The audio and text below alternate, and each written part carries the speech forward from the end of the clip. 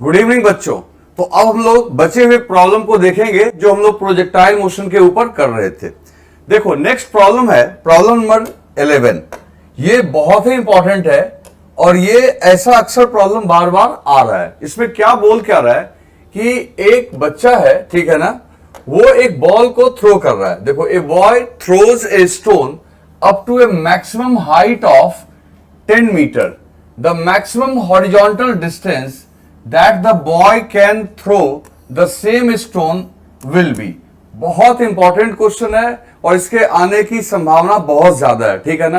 तो सबसे पहले देखो, आप समझो बात को कि अगर मेरे को किसी बॉल को फेंकना होगा ऊंचा से ऊंचा तो मैं कैसे फेंकूंगा।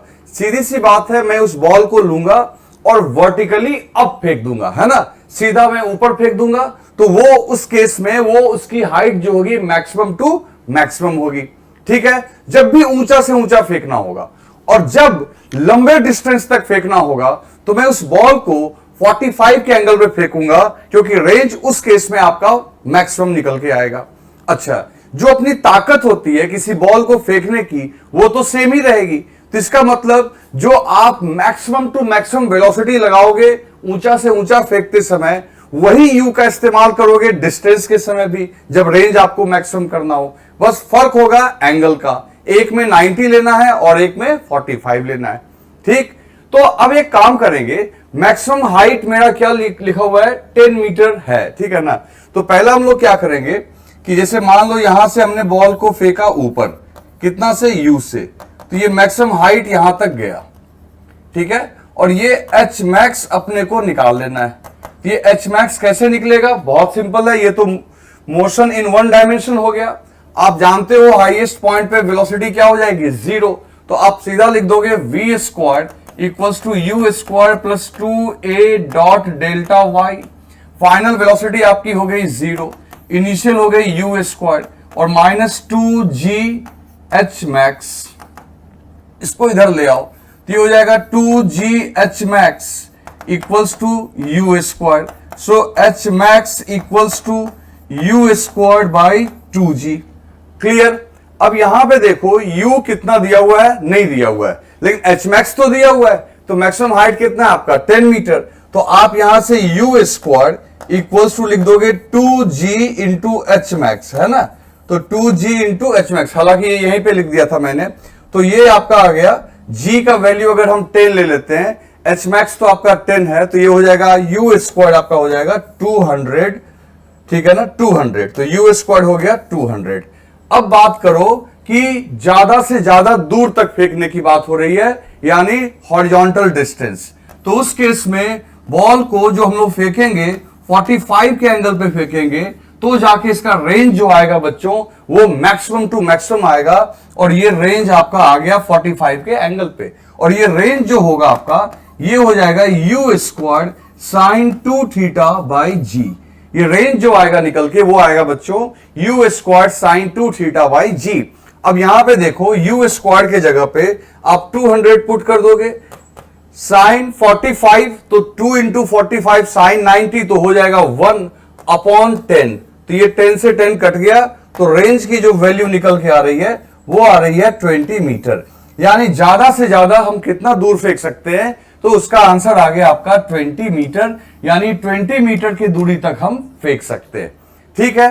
तो आप इस प्रॉब्लम को अच्छे से देख लो और ये आ सकता है आपका। इसमें करना क्या होता है, याद रखना, मैक्सिमम हाइट के समय आप ये मान के चलना कि इसको वर्टिकली अप फेंकना है और ज्यादा से ज्यादा डिस्टेंस के लिए आप 45 के एंगल पे फेंकोगे। क्लियर। चलो इसको राइट डाउन कर लो। तो बच्चों हम नेक्स्ट क्वेश्चन की बात करते हैं। देखो ये भी प्रॉब्लम जो है कई तरीके से बार बार हर प्रकार के एग्जाम में आता है, चाहे वो जेई हो या नीट हो, ये क्वेश्चन भी आपका आता है। आप अच्छे से इस प्रॉब्लम को देखो। यहां पे लिखा हुआ है एक प्रोजेक्टाइल है जिसको दो अलग अलग एंगल से फेंक रहे हैं और रेंज सेम है। देखो लिखा हुआ है projectile can have same range from 2 angles with same initial speed. दो एंगल पे अलग अलग फेंक रहे हैं और सेम स्पीड पे फेंक रहे हैं, तो रेंज क्या रहा, सेम। तो कहता है कि दोनों एंगल के लिए जो हाइट है वो अलग अलग है। मैंने आपको बताया था कि दो अलग एंगल पे फेंकते हैं तो भी रेंज सेम आता है, ये ऐसा तब होता है जब दोनों एंगल का सम आपका 90 के इक्वल होता है, that is complementary angle. Okay, θ1 plus θ2 equals to 90 degree. तो बच्चों उस केस में जो आपका मैक्सिमम हाइट है वो दिया हुआ है, तो पूछ रहा है इसमें से कौन सा रिलेशन, यहां इक्वल का साइन छूट गया है, तो पूछ रहा है इसमें से कौन सा रिलेशन जो है वो आपका वैलिड है, कौन सा रिलेशन हम लोग इसमें से लगा सकते हैं। तो देखो क्या करना है। सबसे पहली बात है कि आप प्रोजेक्टाइल ले लो, पहले उसको θ1 एंगल पे फेंको, θ1 एंगल पे फेंकोगे u स्पीड से θ1 एंगल पे, ठीक है।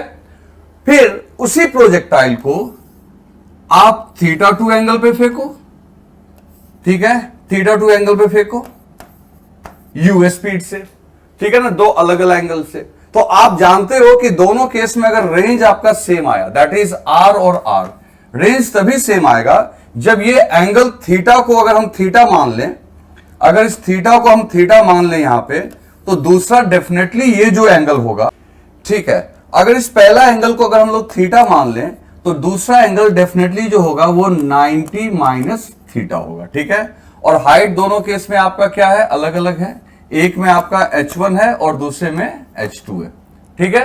एक में एंगल हो गया थीटा, दूसरे में हो गया 90 माइनस थीटा। चलो, और रेंज तो दोनों में आपका सेम है ही, तो एक काम करते हैं हम लोग रेंज निकाल लेते हैं। तो रेंज इक्वल्स टू हो जाएगा u square sine 2 theta by g, ये हो गया हमारा रेंज। अब हाइट कितनी हो जाएगी, तो h1 equals to u square sine square 90, sorry इसके केस में तो थीटा है ना अपना, तो इसके केस में अपना थीटा है सिर्फ, तो यहां थीटा ले लेते हैं, ये आपका हो गया sign square theta by 2g, समझ गए। चलिए इसके केस में रेंज तो वही निकल के आएगा, रेंज अलग से लिखने की जरूरत नहीं है, h2 बस लिख लेते हैं। तो h2 equals to maximum height का फॉर्मूला याद करो, u स्क्वायर साइन स्क्वायर, और यहां एंगल ऑफ प्रोजेक्शन है 90 माइनस थीटा डिवाइडेड बाई हो गया आपका 2g। तो h2 इक्वल्स टू हो जाएगा u square cos square theta, sine 90 minus theta होता है cos theta, cos square theta upon 2g, ये आ गया आपका h2, ये हो गया आपका h1, और ये तो r है ही। अब क्या करना है, अब हमको h1 h2 और r के बीच में रिलेशन एस्टेब्लिश करना है। अब कहोगे कैसे रिलेशन एस्टेब्लिश करेंगे, आप सारे चॉइस को देख लो, हर चॉइस में h1 और h2 को मल्टीप्लाई किया गया है, तो इसका मतलब है कि जरूर हम h1 और h2 को मल्टीप्लाई कर लेते हैं और वहां से देखते हैं वो r के साथ रिलेट हो रहा है कि नहीं हो रहा है। तो बच्चों h1 और h2 को अगर मल्टीप्लाई करोगे h1 इंटू h2, तो डेफिनेटली आप देखो यहां पे क्या होगा, h1 इंटू h2 करोगे तो सीधी सी बात है u का पावर 4 हो जाएगा, देखो u square into u square, u का पावर 4, और हो जाएगा क्या, sign square theta into cos square theta, और नीचे में क्या हो जाएगा बच्चों, 2g into 2g, that is 4g square. Okay, चलो एक काम करते हैं, 4 को इधर ले आओ, 4 को इधर ले आओ आप, सीधी सी बात है, 4 को इधर ले आओ, तो ये हो जाएगा 4h1 h2, और इधर देखो क्या होगा, इधर आप एक काम करो, इन सब को ऊपर नीचे एक काम करो, एक और 4 से मल्टीप्लाई कर दो, या दोनों तरफ 4 से मल्टीप्लाई करो।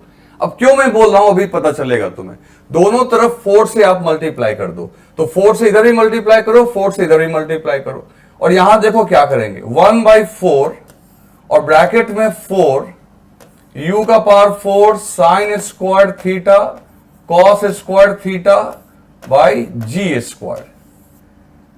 कहोगे क्या, आप देखो कंफ्यूज मत होना, मैंने एक 4 से इधर मल्टीप्लाई किया, एक 4 से इधर मल्टीप्लाई किया है ना, और ये एक 4 तो नीचे में है ही। यहां क्या हुआ देखो, अब क्या करेंगे, ये 4 है, ये u का पावर 4 है, ये साइन स्क्वायर है, ये कॉस स्क्वायर है, ये जी स्क्वायर है, तो इस पूरे को हम लोग लिख सकते हैं, इस 4 को भी इधर ले आइए, तो ये हो जाएगा 16h1 h2, और इन सब को लिख सकते हैं 2u square sine theta into cos theta divided by g, और पूरे का स्क्वायर कर दो, कर सकते हैं ना। देखो 4 का हो गया 2, u का पावर 4 का u स्क्वायर, साइन स्क्वायर का साइन थीटा, कॉस स्क्वायर का कॉस थीटा। अब ये जो फॉर्मूला है, ये फॉर्मूला है रेंज का। किसका फॉर्मूला है? रेंज का।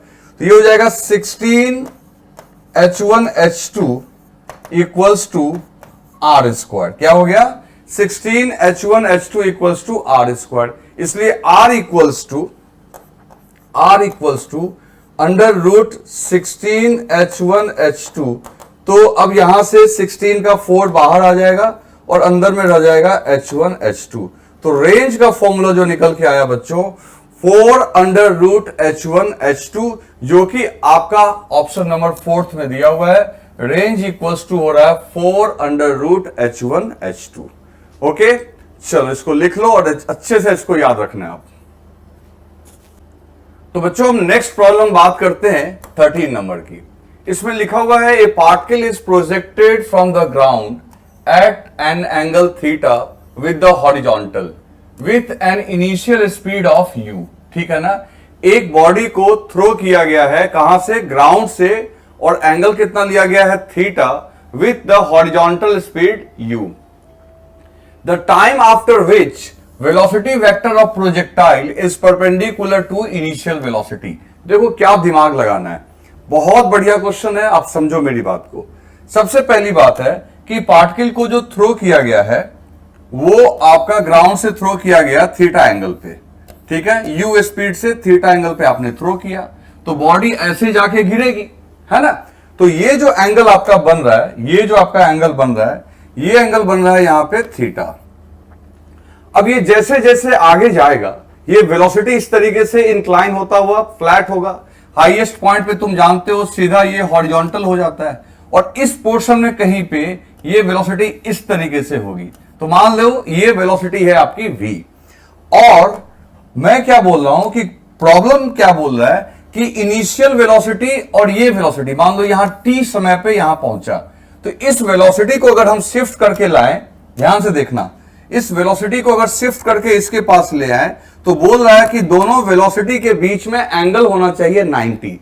ध्यान से देखो कि कितने टाइम के बाद जो वेलोसिटी है पार्टिकल की, वो इनिशियल के ऊपर 90 का एंगल बनाएगी। मतलब ये वेलोसिटी इनिशियल और ये मान लो t टाइम पे वेलोसिटी है, तो इन दोनों के बीच का एंगल टोटल होना चाहिए 90। तो इसका मतलब है कि अगर ये थीटा है बच्चों, तो ये कितना हो जाएगा? 90 माइनस थीटा। तो दोनों मिला के क्या होना चाहिए आपका? 90 डिग्री का एंगल होना चाहिए। क्लियर? तो ये बहुत मुश्किल नहीं है, बड़े आराम से सॉल्व हो जाएगा। इसको सॉल्व करने के लिए मैंने आपको, जब मैं थ्योरी पढ़ा रहा था उस समय मैंने आपको बताया था वेलोसिटी टाइम के फंक्शन में।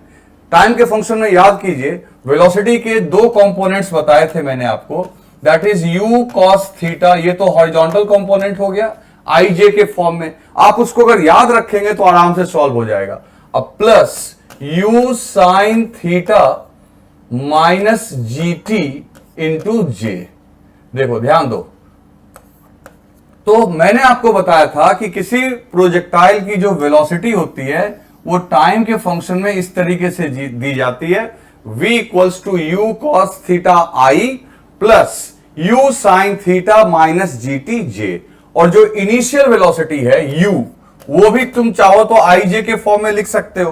तो u आपका इधर आ गया u cos थीटा, और इधर हो गया आपका u sin थीटा, है ना? वो जानते ही हो तुम। तो इनिशियल वेलोसिटी हो जाएगी u cos theta i plus u sin theta j, और ये वेलोसिटी हो जाएगी टाइम t पे। आप जाके थ्योरी में देखो, मैंने आपको बता रखा है। और कह रहा है कि ये दोनों आपस में होना चाहिए परपेंडिकुलर। तो परपेंडिकुलर यानी v परपेंडिकुलर होना चाहिए u पे। तो तुम जानते हो कि v अगर u पे परपेंडिकुलर है तो v डॉट u हो जाएगा 0, क्योंकि दो वेक्टर आपस में अगर परपेंडिकुलर होते हैं तो उनका डॉट प्रोडक्ट क्या होता है? 0 होता है। तो इन दोनों को आप डॉट कर दो, तो डॉट करोगे तो v डॉट u, ठीक है, इज इक्वल्स टू, अब देखो i को i के साथ डॉट करोगे तो ये हो जाएगा u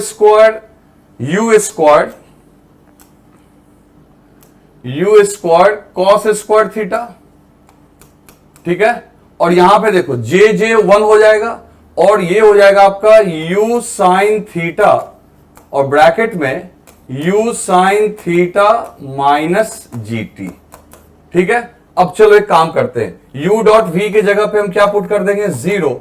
तो ये हो जाएगा u square cos square theta, और इसको अंदर मल्टीप्लाई करो तो ये हो जाएगा u square sine square theta, okay, और अंदर में हो जाएगा u sine theta, u sine theta, u sine theta, एक second, u sine theta into g t. कुछ समझ में आया क्या किया मैंने? यहां यू साइन थीटा अंदर जाएगा तो you sine theta into you sine theta, u sign square theta हो जाएगा, और ये हो जाएगा minus you sine theta G T. अब देखो इसमें क्या करोगे, यू स्क्वायर कॉमन ले लो, तो यू स्क्वायर कॉमन ले लोगे तो cos square theta plus sine square theta हो जाएगा 1 is equals to minus u g t sine theta. अब इसको इधर ले आओ तो ये हो जाएगा u g t sine theta equals to u square. अब यहां से एक यू से एक यू कट गया तो टी इक्वल्स टू हो जाएगा u upon g sine theta. ये आ गया आपका टाइम, यानी इतने टाइम के बाद जो पार्टिकल है उसकी फाइनल वेलोसिटी, मतलब उस टाइम की वेलोसिटी इनिशियल वाले पे परपेंडिकुलर होगी, तो इसका आंसर हो गया u upon g sine theta. ठीक है ना? तो इस तरीके से इसको हम लोग सॉल्व कर सकते हैं, कोई बड़ी बात नहीं है बच्चों। तो इसको राइट डाउन कर लो। तो बच्चों हम नेक्स्ट प्रॉब्लम की बात करते हैं, दैट इज प्रॉब्लम नंबर 14। देखो यहां पे क्या बोल रहा है कि एक प्रोजेक्टाइल को u से आपने फेंका है, उसकी इनिशियल वेलोसिटी जो दी गई है, जो भी इसकी वेलोसिटी है, अच्छा यहां u लिखा हुआ है वहां v लिखा हुआ, v मान लो, ठीक है, आपने उसको v से फेंका है, तो जो वेलोसिटी v दी गई है वो ij के फॉर्म में दी गई है, that is a i plus b j, ये वेलोसिटी दी गई है। अब तुम समझ ही सकते हो कि इसमें हॉरिजॉन्टल कंपोनेंट का काम कौन कर रहा है, ये आपका हॉरिजॉन्टल कंपोनेंट का काम कर रहा है, दैट इज ux का, और ये काम कर रहा है uy का। ठीक है, फिर आगे देखो क्या बोलता है, the range of projectile is twice the maximum height bye, तो उसमें अगर लिखा हुआ है कि इस प्रोजेक्टाइल का जो रेंज है वो 2 इंटू एच मैक्स के बराबर है, मतलब कि जो इस प्रोजेक्टाइल को हम लोग थ्रो करेंगे तो प्रोजेक्टाइल की जो रेंज निकल के आएगी बच्चों, रेंज, वो इसके मैक्सिमम हाइट की डबल आएगी, ऐसा लिखा हुआ है। तो पूछ रहा है कि ए और बी के बीच में रिलेशन एस्टैब्लिश करो। अब आपको याद होगा कि मैंने सारे फॉर्मूला को ux, uy और ay के टर्म में भी याद करने को आपको हमने कहा था, जो कि बहुत इंपॉर्टेंट है, एग्जाम में आ सकता है। जैसे रेंज का फॉर्मूला आप याद करो, मैंने आपको बोला था कि इसका फॉर्मूला होता है 2ux uy अपॉन ay, है ना?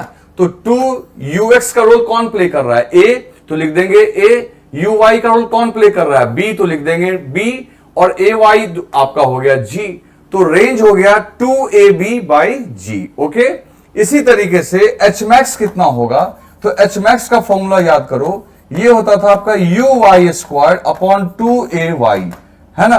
तो हॉरिजॉन्टल वेलोसिटी जो आपकी थी, सॉरी वर्टिकल वेलोसिटी, वो b है, तो आप क्या लिखोगे, b स्क्वायर अपॉन एक्सेलरेशन का काम करता है g यानी एक्सेलरेशन अलोंग y एक्सिस, जो कि आपका क्या है g। फिर आप देखो रेंज बराबर क्या है 2h मैक्स, यानी r इक्वल्स टू है 2h मैक्स, तो r के जगह आप लिख दोगे 2ab upon g equals to 2 into b square upon 2g, है ना? B square upon 2g। चलो इसको अब सॉल्व करते हैं, g से g कैंसिल हो गया, इसका 2 से 2 कैंसिल हो गया, ओके, क्योंकि यहां डबल दिया हुआ है ना, रेंज डबल दिया हुआ है। अब यहां से देखो क्या निकल के आ रहा, और एक b से इसका स्क्वायर कैंसिल हो गया, तो हो गया 2a equals to b। This is the relation which is given in 2a equals to b, यानी that is given in third option. देखो b इक्वल्स टू 2a लिखा हुआ है, या 2a इक्वल्स टू b कर लो, तो सिंपल है। तो देखो प्रॉब्लम आपको कैसा भी आ सकता है। अब ये ij के फॉर्म में आएगा, आप सोचो अगर इस फॉर्मेट में आप याद नहीं रखोगे तो आपको दिक्कत आएगी, तो इसलिए मैंने कहा इसी तरीके से मैं उस फॉर्मूला को फिर से लिख दे रहा हूं। टाइम ऑफ फ्लाइट के बारे में मैंने आपको बताया था कि टाइम ऑफ फ्लाइट को ऐसे याद रखना, 2uy अपॉन ay, है ना? इस फॉर्मूला को आप अच्छे से याद रखना, ये काम आएगा आपको। क्लियर? आगे चलें, ठीक है। चलो तो अब बात करते हैं बच्चों क्वेश्चन नंबर 15 की। क्वेश्चन नंबर 15 देखो, बहुत बढ़िया क्वेश्चन है। इसमें भी कह रहा है कि एक बॉल को प्रोजेक्ट किया गया है ग्राउंड से, ठीक है, और उसकी स्पीड दी गई है 20 मीटर पर सेकेंड, एंगल दिया हुआ है आपका 45 degree with the horizontal, there is a wall of 25 metre height, और एक दीवार है बच्चों जो 25 मीटर ऊंची है, ठीक है, और वो कितने डिस्टेंस पे है, 10 metre from the projection point, the ball hit the wall at the height. आप समझो प्रॉब्लम क्या है, मैं वो पहले आपको समझाता हूं। देखो बॉल को ऐसे आपने फेंका यू स्पीड से, ठीक है, एंगल दिया हुआ है आपको, तो ये बॉल इस तरीके से प्रोजेक्टाइल पाथ पे मूव करती भी जाएगी। अब क्या हुआ कि इसके आगे हम लोग एक दीवार खड़ा कर दिए, ऐसे ऐसे एक दीवार खड़ा कर दिए। अब तुम खुद सोच के देखो कि ये बॉल यहां तक तो पहुंच नहीं पाएगी, ये इस दीवार को यहां पे टक्कर मार देगी, यहां पे टक्कर मारेगी। तो आपको पता करना है बच्चों, आपको पता करना है इस हाइट के बारे में कि ये किस हाइट पे जाके टक्कर मारेगी, ठीक है, और दीवार कितनी दूरी पे है वो लिखा हुआ है कि वो दीवार 10 मीटर की दूरी पे है, मतलब ये डिस्टेंस दिया हुआ है, ये डिस्टेंस दिया हुआ है, यानी x का वैल्यू 10 मीटर दिया हुआ है और आपको y निकालना है, ठीक है ना। तो अब सोचो कि आपको y निकालना है और x दिया हुआ है, तो आप यहां पे क्या करोगे, यहां पे आप यूज करोगे इक्वेशन ऑफ ट्राजेक्टरी की। इक्वेशन ऑफ ट्राजेक्टरी में क्या है कि y equals to x tan theta minus g x square upon 2u square cos square theta. इसको मैंने कैसे यूज कर लिया, तुरंत मेरे दिमाग में ये स्ट्राइक क्यों किया, क्योंकि u दिया हुआ है, एंगल दिया हुआ है, ठीक है, साथ ही साथ x दिया हुआ है, मेरे को तो हाइट ही निकालना है जहां पे वो दीवार को टक्कर मारेगा। तो मेरे को पता है कि y और x के बीच में ये रिलेशन है, तो इस रिलेशन का हम लोग यूज कर लेंगे। तो अब यहां पे देखो y निकालना है मेरे को, तो y इक्वल्स टू हो जाएगा x कितना है आपका 10 मीटर, 10 45 हो जाएगा 1, g है 10, फिर x की वैल्यू 10 तो हो जाएगा 100 डिवाइडेड बाई 2, फिर u का वैल्यू कितना दिया हुआ है, तो u है आपका 20 का स्क्वायर तो हो जाएगा 400, फिर cos स्क्वायर थीटा, तो cos 45 होता है 1/√2, स्क्वायर करोगे तो वो हो जाएगा 1/2, और ये 2 से 2 कैंसिल हो गया, ठीक है। अब जरा देखो, ध्यान दो, यहां से ये 0 कट गया इसका, तो ये आ गया 10 माइनस 10/4, और 10 माइनस 10/4, तो 10/4 का मतलब 2.5, तो this is equals to 7.5 metre. तो बच्चों ये दीवार को 7.5 मीटर के हाइट पे जाके टक्कर मारेगा, विच is given in option number 2। तो देखो इस तरीके से यहां पे इक्वेशन ऑफ ट्राजेक्टरी का यूज करके हम लोग इसको सॉल्व कर लिए, ठीक है। चलो आगे चलें। नेक्स्ट प्रॉब्लम है बच्चों क्वेश्चन नंबर 16। इसमें क्या लिखा हुआ है कि एक प्रोजेक्टाइल को एक इनिशियल वेलोसिटी दिया गया है, और वो इनिशियल वेलोसिटी जो दिया गया है वो दिया गया है आपका i plus 2j, that is u equals to 2i है प्लस 2j, ठीक है। अब क्या कह रहा है कि इसको ग्राउंड, ठीक है, where i is along the ground, ठीक है, एक्स एक्सिस के अलोंग, और j is along the vertical. अच्छी बात है। आपको अल्टीमेटली क्या दे दिया, आपको अल्टीमेटली क्या दिया यहां पे वो समझो। आपको इसने दे दिया, मैं फिर से एक बार इसको ढंग से लिख दे रहा हूं, ये है आपका i प्लस 2j। तो बच्चों आपको यहां पे आगे कुछ कॉफिशिएंट नहीं दिया है, मतलब आपको दे दिया यहां पे 1 इंटू आई लिखो और 2 इंटू जे। तो ये जो आपका 1 है, ये 1, this will play the role of ux, जो कि u cos थीटा होता है, जो कि आपका दिया हुआ है 1, और ये रोल प्ले कर रहा है uy का, जो होता है आपका u sin थीटा, जो कि दिया हुआ है आपका 2। क्लियर। तो आपको ux और uy दिया हुआ है, g की वैल्यू 10 दी गई है, ठीक है, अच्छी बात है। तो कह रहा है equation of its trajectory, equation of its trajectory निकालना है। तो इक्वेशन ऑफ ट्राजेक्टरी होता क्या बच्चों, तो y equals to x tan theta minus g x square upon 2u square cos square theta. तो आपको यहां पे सबसे पहले टेन थीटा की वैल्यू चाहिए, और वो मिल जाएगा। कैसे मिलेगा, आप u साइन थीटा को अगर डिवाइड करते हो u कॉस थीटा से, तो u तो कट जाएगा, और साइन बाई कॉस हो जाएगा आपका टेन थीटा, और टेन थीटा इक्वल्स टू क्या हो जाएगा, तो u साइन थीटा आपका 2/1 दैट इज 2।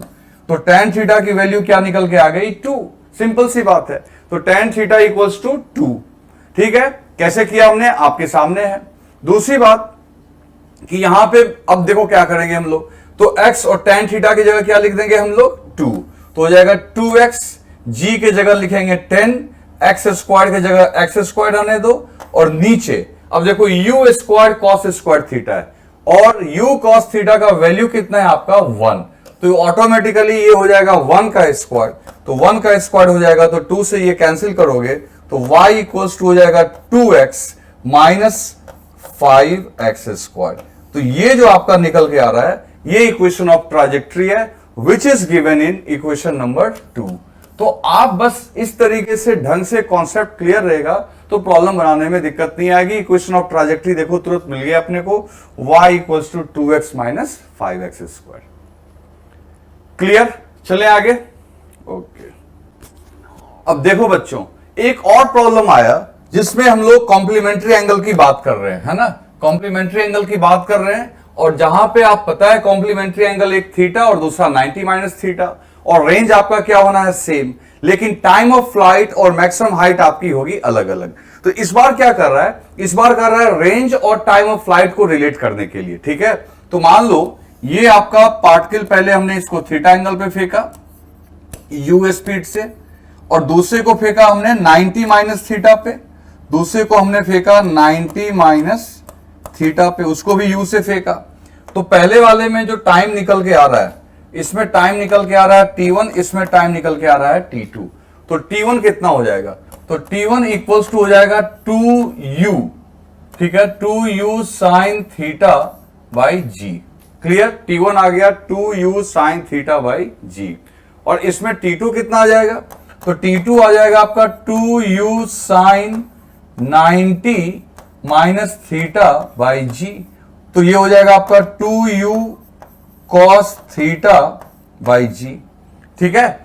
अब आपको t1 भी मिल गया, t2 भी मिल गया, दिस इज t2।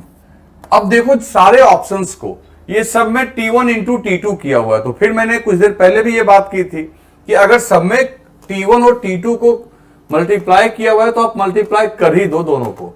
तो देखो ये क्या है आपका 2u साइन थीटा और ये है 2u cos थीटा, तो डेफिनेटली ये हो जाएगा 2u स्क्वायर और 2 sine theta into cos theta divided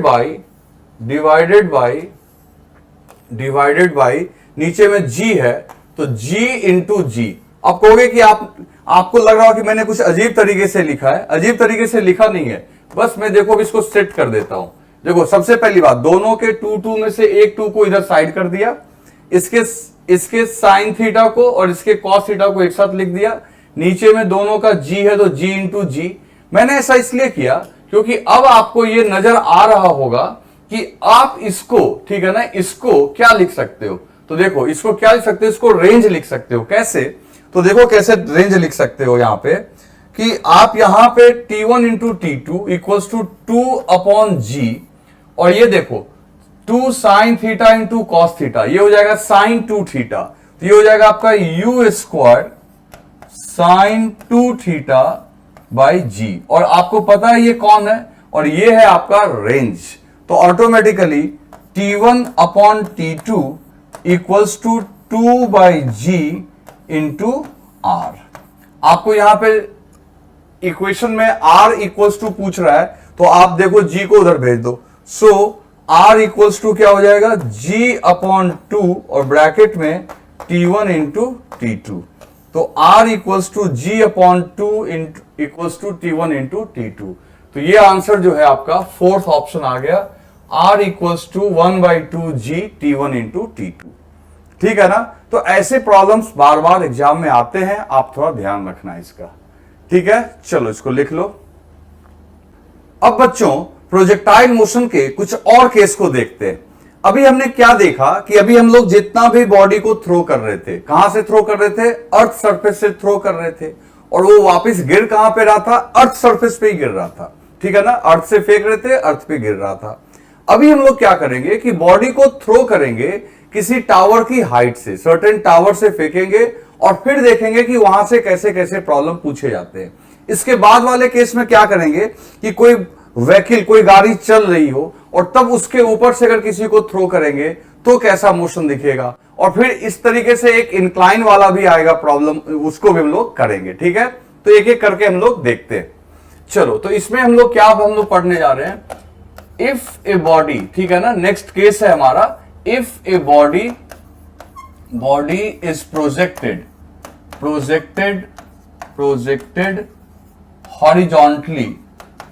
horizontally from top of tower. अगर बॉडी को किसी टॉप ऑफ द टावर से हॉरिजॉन्टली हम लोग फेंक दे, ठीक है ना, टॉप ऑफ द टावर, इसको बच्चों कभी कभी हाफ प्रोजेक्टाइल मोशन भी कहा जाता है और बहुत काम आएगा, आगे भी काम आएगा। इसके फॉर्मूला को आप अच्छे से याद रखना, हाफ प्रोजेक्टाइल मोशन भी कहते हैं इसको, हाफ प्रोजेक्टाइल मोशन। ठीक है, अब इसमें देखो करना क्या क्या है। ठीक है, देखो सबसे पहली बात है कि बच्चों यहां पे एक हम लोग मान लो ये टावर ले लिए और इसके हाइट से, इसकी हाइट मान लो h है, और बॉल को हमने यहां पे हॉरिजॉन्टली थ्रो किया u स्पीड से। ठीक है, हॉरिजॉन्टली u स्पीड से थ्रो किया। तो अब सीधी सी बात है, ये स्ट्रेट लाइन में तो जाएगा नहीं क्योंकि अर्थ उसको लगातार अपनी ओर खींच रही होगी, तो डेफिनेटली इसका जो मोशन पाथ होगा वो होगा ऐसा, और ये इस तरीके से ग्राउंड पे जाके कहीं गिर जाएगा। तो ये इसकी हाइट हो गई, ये टावर की हाइट हो गई, आपने फेंका है हॉरिजॉन्टली। इसका एक केस और है कि सर्टेन एंगल पे फेंकेंगे तो क्या होगा, उसको भी हम लोग डिस्कस करेंगे, लेकिन ये तब लगाना जब परफेक्ट हॉरिजॉन्टल फेंका गया हो। और ये जो डिस्टेंस इसने कवर किया, ये हो गया आपका इसका रेंज। ठीक है, और आप जानते हो कि इस पूरे मोशन को करवाने वाला कौन है, ग्रेविटी। तो ग्रेविटी लगातार नीचे की ओर इसको एक एक्सेलरेशन देगी, जी, हर जगह जी लगता रहेगा नीचे की ओर, और हॉरिजॉन्टली कोई एक्सेलरेशन है नहीं। तो सबसे पहली बात है हॉरिजॉन्टल, ये आपका हो गया पॉजिटिव एक्सिस के टर्म में काम करेंगे, और ये आपका वाई एक्सिस हो गया, पॉजिटिव वाई एक्सिस। तो अब देखो क्या क्या निकालना, मैं यहां क्या निकालना चाह रहा हूं कि इसको यहां तक आने में टाइम कितना लगा, पहले ये निकालना चाह रहा हूं, ये रेंज कितना है ये भी निकालना चाह रहा हूं, और हम लोग को दिया हुआ क्या रहेगा, h और u। ठीक है, तो देखो कैसे सॉल्व करेंगे। सबसे पहली बात है बच्चों, हम लोग टाइम ही निकालते हैं, और यहां टाइम ऑफ डिसेंट ही आ रहा है, वही टाइम ऑफ फ्लाइट हो जाएगा क्योंकि एसेंट तो हो नहीं रहा है। तो सबसे पहली बात है, for the motion along y axis, motion along y axis के अलोंग काम करते हैं। तो वाई एक्सिस के अलोंग इनिशियल वेलोसिटी है आपकी 0, और वाई एक्सिस के अलोंग एक्सेलरेशन है g, और वो भी किधर है, डाउनवर्ड, तो -j लिख दिया हमने, डाउनवर्ड। डिस्प्लेसमेंट वाई एक्सिस के अलोंग कितना हो रहा है बच्चों, h, और ये भी डिस्प्लेसमेंट किधर हो रहा है, नीचे, क्योंकि ये पूरी की पूरी हाइट नीचे की ओर है, यहां से बॉडी नीचे ही जा रही है। तो साइन को ध्यान से देख लो, एक्सेलरेशन भी नीचे, तो हमने लिख दिया -j, ओके, और इनिशियल वेलोसिटी 0। कहोगे 0 कैसे, तो जो भी वेलोसिटी है वो तो पूरा का पूरा हॉरिजॉन्टल है, तो इसका कोई भी कंपोनेंट अगर तोड़ोगे वर्टिकल तो वो आएगा 0, इसलिए uy आपका 0 है, सारी वेलोसिटी आपका ux के फॉर्म में। ठीक है, तो अब यहां से देखो क्या होगा, तो यहां से हम लोग लिख देंगे, सीधी सी बात है, formula delta y equals to u y t plus half a y t square, vector form में। ठीक है, अब यहां पे देखो करना क्या है, डिस्प्लेसमेंट जो है वो आपका है -h, इनिशियल वेलोसिटी हो गई 0, ठीक है, क्योंकि y के लोग नहीं है, एक्सेलरेशन हो गया आपका -g और इंटू टी स्क्वायर। कुछ लोग क्या करते हैं, दो गलतियां कर देते हैं, इसको भी प्लस ले लेते हैं, इसको भी प्लस लेते हैं, हालांकि अपना भी प्लस ही आएगा, लेकिन आप साइन कन्वेंशन को हमेशा फॉलो करोगे तो कभी मिस्टेक नहीं होगा। जब बात आ रही है डाउनवर्ड डायरेक्शन की तो हम माइनस ही लिखेंगे ना भाई, तो ये माइनस माइनस प्लस हो जाएगा, तो यहां से देखो 2 उधर गया, तो टाइम ऑफ फ्लाइट जो आपका निकल के आ गया, ये निकल के आ गया √2h/g। मैं आपको बोलूंगा कि आप इस फॉर्मूला को हमेशा याद रखना कि किसी टावर से अगर किसी बॉडी को फेंकते हैं तो टाइम ऑफ फ्लाइट आता है √2h/g। क्लियर, और ये हमारा टाइम ऑफ फ्लाइट होगा, यहां पे ये हमारा हो जाएगा टाइम ऑफ फ्लाइट, यही हमारा टाइम ऑफ फ्लाइट होगा। ठीक है, अब यहां नोटिस करने वाली बात एक देख रहे हो, टाइम ऑफ फ्लाइट किन बातों पे डिपेंड कर रहा है? टाइम ऑफ फ्लाइट सिर्फ h पे डिपेंड कर रहा है, ये हाइट h पे। टाइम ऑफ फ्लाइट को g पे भी डिपेंडेंट है, लेकिन g तो कांस्टेंट ही होता है, h आपका बढ़ सकता है, घट सकता है। इंटरेस्टिंग पॉइंट ये है कि टाइम ऑफ फ्लाइट u पे डिपेंड नहीं कर रहा है। टाइम ऑफ फ्लाइट किस पे डिपेंड नहीं कर रहा है? तो u पे नहीं कर रहा है। तो इसको स्पेशली इस पॉइंट को हम यहां लिखेंगे कि टाइम ऑफ फ्लाइट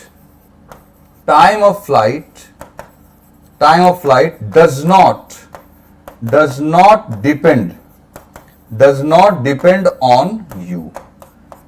ठीक है ना, does not depend on you. मतलब सोचो कितनी ताज्जुब वाली बात है। बॉडी को 10 से फेंको, 20 से फेंको, 30 मीटर पर सेकंड से फेंको, अगर सेम हाइट से फेंक रहे हो तो उसको गिरने में टाइम लगेगा सेम।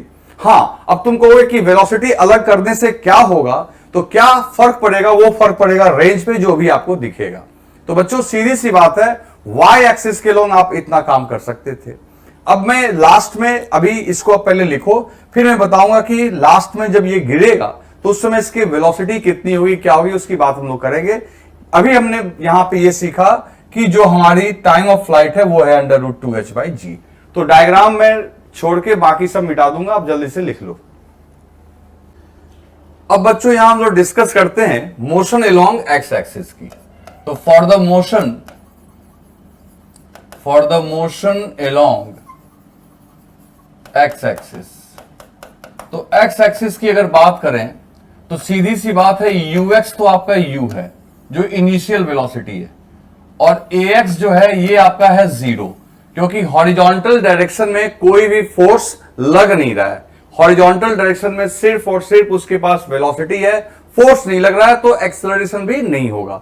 तो पिछले प्रोजेक्टाइल के जैसा यहां भी हॉरिजॉन्टल कंपोनेंट ऑफ वेलोसिटी जो रहने वाली है वो रहने वाली है आपकी कांस्टेंट, वो बदलने वाली नहीं है। वेलोसिटी आपकी क्या रहने वाली है? कांस्टेंट। तो सीधी सी बात है, अगर यहां पे कोई पूछे हॉरिजॉन्टल कंपोनेंट तो सीधी सी बात है हम लोग u बोलेंगे। और अगर यहां पूछे, देखो यहां पे मान लो यहां पे पार्टिकल है, तो पार्टिकल की वेलोसिटी के लिए पहले तो आप टेंजेंट ड्रॉ करो। जब कभी भी आपको वेलोसिटी मांगी जाए तो आप पाथ के ऊपर में क्या ड्रॉ कर दो? टेंजेंट। अब ये वेलोसिटी का ये कंपोनेंट हो गया, जैसे मान लो ये v है तो ये हो गया vx, और ये हो गया आपका vy भले ही कुछ हो जाए, लेकिन vx की गारंटी है कि vx जो होगा वो आपका u होगा, पक्की बात है, क्योंकि हॉरिजॉन्टल कंपोनेंट जो है वो क्या रहना है? कांस्टेंट, क्योंकि एक्सेलरेशन आपका क्या है? 0। ठीक है, खैर पहले हम लोग एक काम करते हैं, हम लोग रेंज निकाल लेते हैं। तो हम जानते हैं कि अगर एक्सेलरेशन 0 होता है तो डिस्प्लेसमेंट के लिए सीधा वेलोसिटी को किससे मल्टीप्लाई करना होता है? टाइम से। तो बच्चों यहां पे देखो डेल्टा एक्स इक्वल्स टू जो रेंज आएगा वो बहुत सिंपल होगा, ux into time of flight, क्योंकि जब तक वो उड़ता रहेगा तभी तक आगे बढ़ता रहेगा, जब तक वो उड़ता रहेगा तभी तक वो आगे बढ़ेगा। तो ऑटोमेटिकली रेंज इक्वल्स टू आपका हो गया ux की वैल्यू u है, और टाइम ऑफ फ्लाइट आप जानते हो √2h/g। तो देखो रेंज में आप रेंज देखो, रेंज जो यहां निकल के आ रहा है, रेंज आपका u पे डिपेंड कर रहा है, हाइट पे भी डिपेंड कर रहा है और g पे भी डिपेंड कर रहा है। तो रेंज आपका निकल के आया, और सीधा वेलोसिटी इनटू टाइम क्यों किए? क्योंकि एक्सेलरेशन आपका क्या है? 0। तो हम लोग सीधा वन डायमेंशन के केस के हिसाब से अगर चलेंगे तो डिस्प्लेसमेंट निकालने के लिए सीधा वेलोसिटी को टाइम से मल्टीप्लाई कर देंगे, क्योंकि एक्सेलरेशन है 0। ठीक, अब आगे और क्या हम लोग निकालना चाहते हैं कि जब ये पार्टिकल यहां पे स्ट्राइक किया, यहां पे जब वो स्ट्राइक कर रहा है तो उसकी वेलोसिटी मान लो फाइनल वेलोसिटी है v0। ओके, अब ये v0 का एक कंपोनेंट इधर होगा, दैट इज vx, और एक कंपोनेंट होगा नीचे की ओर vy। तो we are interested to find this angle also, किस एंगल पे वो टक्कर मारेगा बच्चों वो भी निकालना है मेरे को, साथ ही साथ ये वेलोसिटी vx भी निकालनी है और vy भी निकालनी है। एक वेलोसिटी के बारे में कंफर्म है कि vx डेफिनेटली आपका u के बराबर होगा, क्योंकि हॉरिजॉन्टल कंपोनेंट तो आपका रहना है कांस्टेंट। vy निकालने के लिए थोड़ा दिमाग लगाना पड़ेगा। कैसे दिमाग लगाएंगे? सीधी सी बात है, अलोंग y एक्सिस, देखो अलोंग y एक्सिस, सिर्फ y एक्सिस के लिए काम करना है। तो y एक्सिस के अलोंग इनिशियल वेलोसिटी तो आपका uy क्या था? 0, और फाइनली क्या है? vy। तो आप फॉर्मूला लिख दो, vy square equals to uy square plus 2ay into delta y। देखो क्योंकि आपका y एक्सिस के लॉन्ग एक्सेलरेशन है, तो आपको ये फॉर्मूला लगेगा v square equals to u square plus 2as। तो फाइनल वेलोसिटी को मान लो हम वी वाई स्क्वायर मान रहे हैं, इनिशियल हमारा 0 है, प्लस एक्सेलरेशन नीचे और डिस्प्लेसमेंट भी नीचे, तो ये हो जाएगा 2g और डिस्प्लेसमेंट हो जाएगा आपका h। तो automatically v y is equals to under root 2gh। ये फाइनल वेलोसिटी का कंपोनेंट यानी y कंपोनेंट आ गया अंडर रूट 2gh। और हॉरिजॉन्टल कंपोनेंट तो तुम यू जानते ही हो। तो सीधी सी बात है, अगर सीधी अब देखो फिर से मैं एक डायग्राम बना देता हूं। ये हो गया हमारा vx, ये हमारा हो गया vy और बीच में है नेट वेलोसिटी v0। तो v0 इक्वल्स टू क्या हो जाएगा बच्चों, तो कोई भी वेक्टर अपने कंपोनेंट्स का रिजल्टेंट होता है, तो vx square plus vy square. vx के जगह क्या लिख दोगे, u का स्क्वायर, ये हो जाएगा u स्क्वायर, और vy के जगह इसका स्क्वायर करोगे तो ये हो जाएगा आपका 2gh। तो ऑटोमेटिकली जिस वेलोसिटी से ये टक्कर मारेगा वो रफ्तार हो जाएगी under root u square plus 2gh। ध्यान देना कि जो ये पूछा जा सकता है कि किस स्पीड से वो स्ट्राइक करेगा, तो वो हो जाएगा under root u square plus 2gh। और अगर ये एंगल मांग लिया जाए बच्चों, तो ये एंगल जो है अल्फा, ये कैसे निकालेंगे, तो सीधी सी बात है tan अल्फा इक्वल्स टू, देखो इस वेक्टर को यहां शिफ्ट कर दो तो आपको एक ट्रायंगल बनता हुआ दिख जाएगा। तो tan अल्फा इक्वल्स टू क्या लिख देंगे, vy अपॉन vx, और vy की वैल्यू कितनी आ रही है, under root 2gh, under root 2gh, और vx कितना आ रहा है आपका, vx आ रहा है u। तो ऑटोमेटिकली tan अल्फा जो निकल के आ रहा है, ध्यान देना tan अल्फा जो निकल के आया वो आया under root 2gh upon u। अब यहां पे h u सबका वैल्यू रख दो, आपको अल्फा की वैल्यू मिल जाएगी। ठीक है, तो आपसे एग्जाम में क्या क्या पूछा सकता है कि फाइनल किस वेलोसिटी से वो टकराएगा, ये पूछा जा सकता है। किस एंगल पे टकराएगा, तो वो आपको मिल जाएगा under root 2gh upon u। चलो इसको लिख लो। नेक्स्ट प्रॉब्लम है बच्चों, अगर प्रोजेक्टाइल को आपने थ्रो किया है और बिलो द हॉरिजॉन्टल, मतलब हॉरिजॉन्टल से नीचे एंगल बनाते हुए, ठीक है। जैसे मान लो आप टावर पे गए, क्या मैं बोल रहा हूं वो समझना, टावर पे गए और हम लोग यहां से इस बॉल को थ्रो कर रहे हैं बिलो द हॉरिजॉन्टल।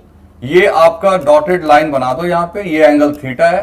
तो आपको यहां पे ये समझना है कि ये बॉडी किस तरीके से ग्राउंड पे गिरेगी। ठीक है, बिलो द हॉरिजॉन्टल आपने फेंका है तो डेफिनेटली ये पार्टिकल इस रास्ते पे आके गिर जाएगी। तो ये पिछले केस जैसा ही है, लेकिन उसमें आपने हॉरिजॉन्टल फेंका था और इसको हमने बिलो हॉरिजॉन्टल फेंका एक सर्टेन एंगल पे। तो यहां क्या फर्क आएगा, फर्क ये आएगा कि इस बार वेलोसिटी u के दो कंपोनेंट मिल जाएंगे अपने को, एक u cos थीटा मिल जाएगा और एक u sin थीटा मिल जाएगा। ठीक है, और ये हाइट मान लो h है, ये रेंज r है, सब कुछ वही है, सब कुछ वैसा ही है। सिर्फ एक फर्क आ गया कि हॉरिजॉन्टल कंपोनेंट ऑफ वेलोसिटी पूरा का पूरा u लिया था हमने उस बार, और इस बार आपका क्या है u cos थीटा, और वर्टिकल कंपोनेंट है u sin थीटा। तो अब करना क्या है, सबसे पहले हम लोग टाइम ऑफ फ्लाइट निकाल लेंगे। टाइम ऑफ फ्लाइट के लिए हम लोग सीधा काम करेंगे, फॉर द मोशन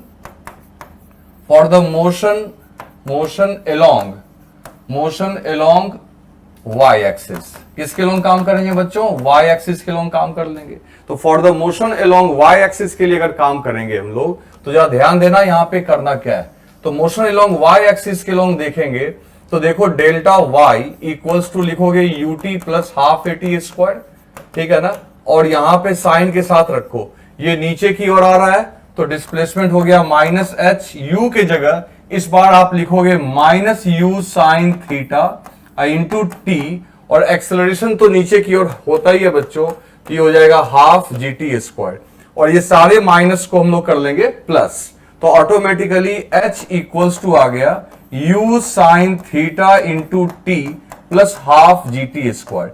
तो इस तरीके से हम लोग इक्वेशन लिख सकते हैं। अब इसके ऊपर हम लोग प्रॉब्लम करेंगे, तब आप देखना कि इसको मैं कैसे वहां पे सॉल्व करूंगा। फिलहाल मैं आपको यह सिखा रहा हूं कि हम लोग इक्वेशन कैसे लिखेंगे अगर हमें बिलो द हॉरिजॉन्टल वाली बात कर दी गई तो। ठीक है, तो ये इस तरीके से आप देखो, इसमें अगर h दिया हुआ रहेगा, u दिया रहेगा, थीटा दिया रहेगा, तो आराम से टाइम निकाल लेंगे जो कि टाइम ऑफ फ्लाइट होगा। और ये जब टाइम आ जाएगा तो आप रेंज भी निकाल सकते हो। रेंज के लिए आपको कुछ नहीं करना है, क्या करना है, फॉर द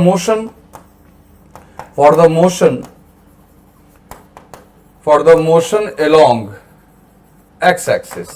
तो एक्स एक्सिस के लॉन्ग तो भाई पहले से आप जानते हो कोई एक्सेलरेशन है नहीं, तो वेलोसिटी क्या रहेगी आपकी, कांस्टेंट। तो सीधा डिस्प्लेसमेंट इक्वल्स टू हो जाएगा आपका क्या, ux into time of flight. यहां से जो टाइम निकालोगे वो यहां ux से मल्टीप्लाई कर दोगे और यही आपका क्या दे देगा, आपको रेंज दे देगा। ux की जगह क्या लिख दोगे, u cos थीटा और इंटू टाइम ऑफ फ्लाइट की जगह t लिख दो। यहां से जो t कैलकुलेट होके आएगा उसको यहां पे आप डाल दो। ठीक है, तो ये एक सिंपल सा है कि अगर आपको कुछ एंगल बना दिया तो आपको डर नहीं जाना है कि इसको आप कैसे सॉल्व करेंगे।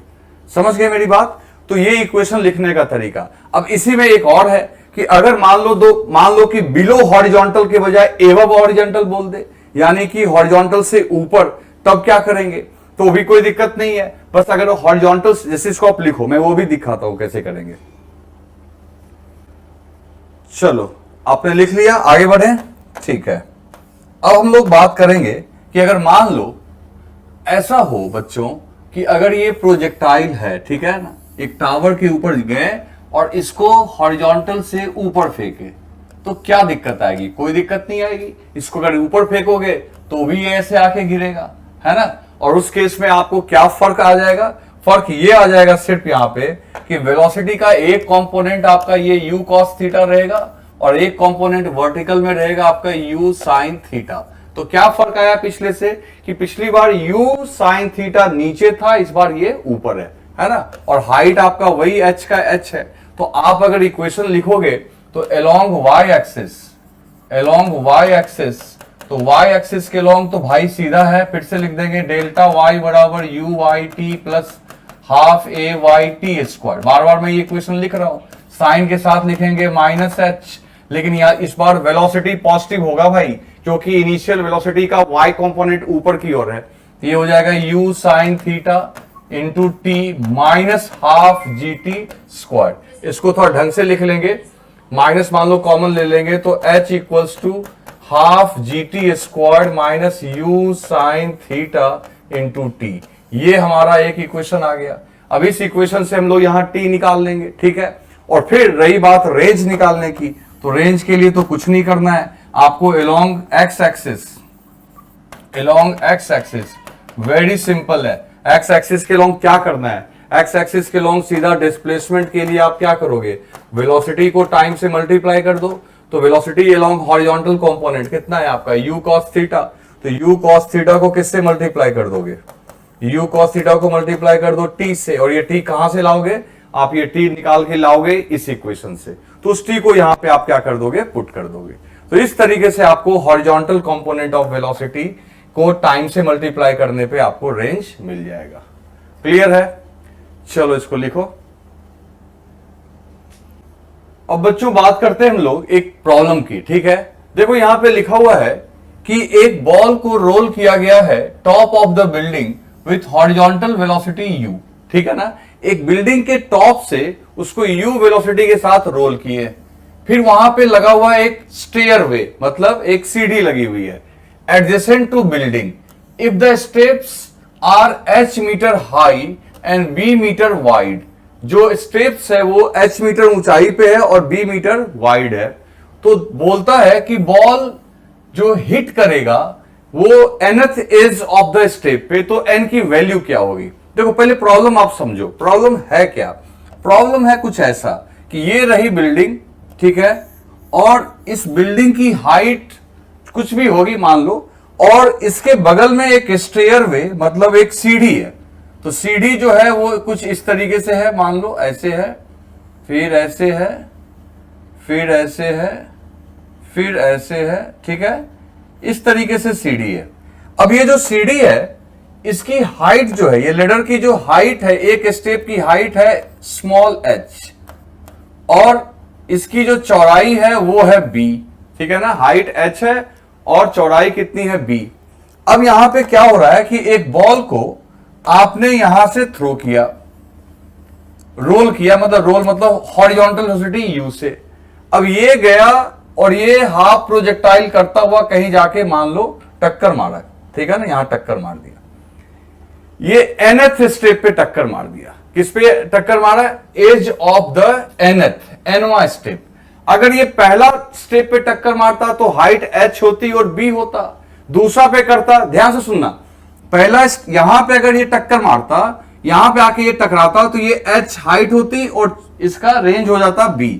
यहां पे टक्कर मारेगा तो हाइट हो जाएगी h और h 2h और रेंज हो जाएगा 2b। लेकिन ये यहां पे टक्कर मार रहा है यानी nth पे, तो डेफिनेटली जो हाइट है आपकी, वो हाइट हो जाएगी आपकी टोटल यहां से यहां तक nh, है ना, n इंटू एच। ये दोनों hh जैसा लग रहा है देखने में, इसको चेंज करते हैं।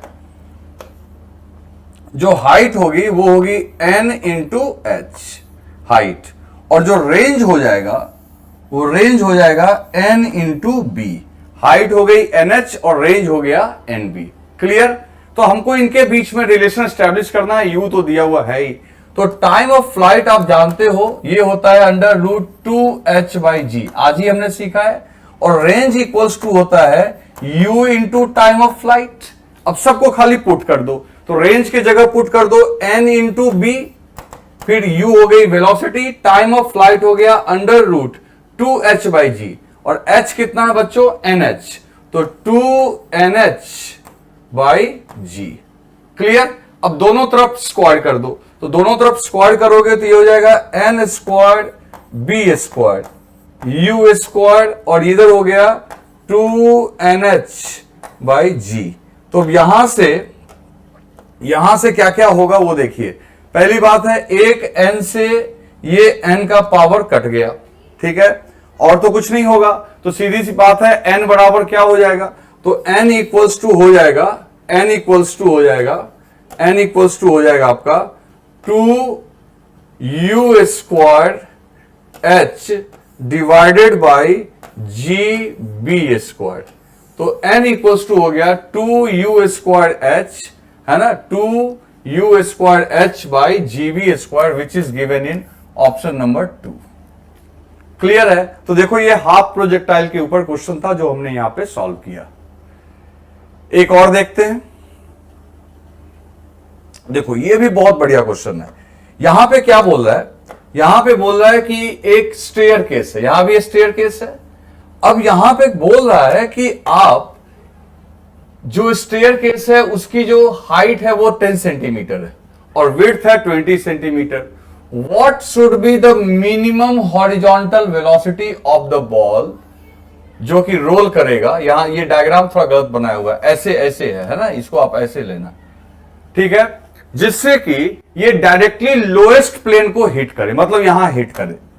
अब दिमाग लगाना, यहां से मेरे को इसको मिनिमम, देखो बहुत तेज वेलोसिटी देंगे तब तो पक्की बात है यहां गिर जाएगा। डायरेक्टली हिट करना, बीच में टप्पा खा के नहीं आना। टप्पा खाने का मतलब ऐसा नहीं कि यहां टक्कर मार दे फिर यहां टक्कर मार दे, नहीं, डायरेक्टली आना चाहिए।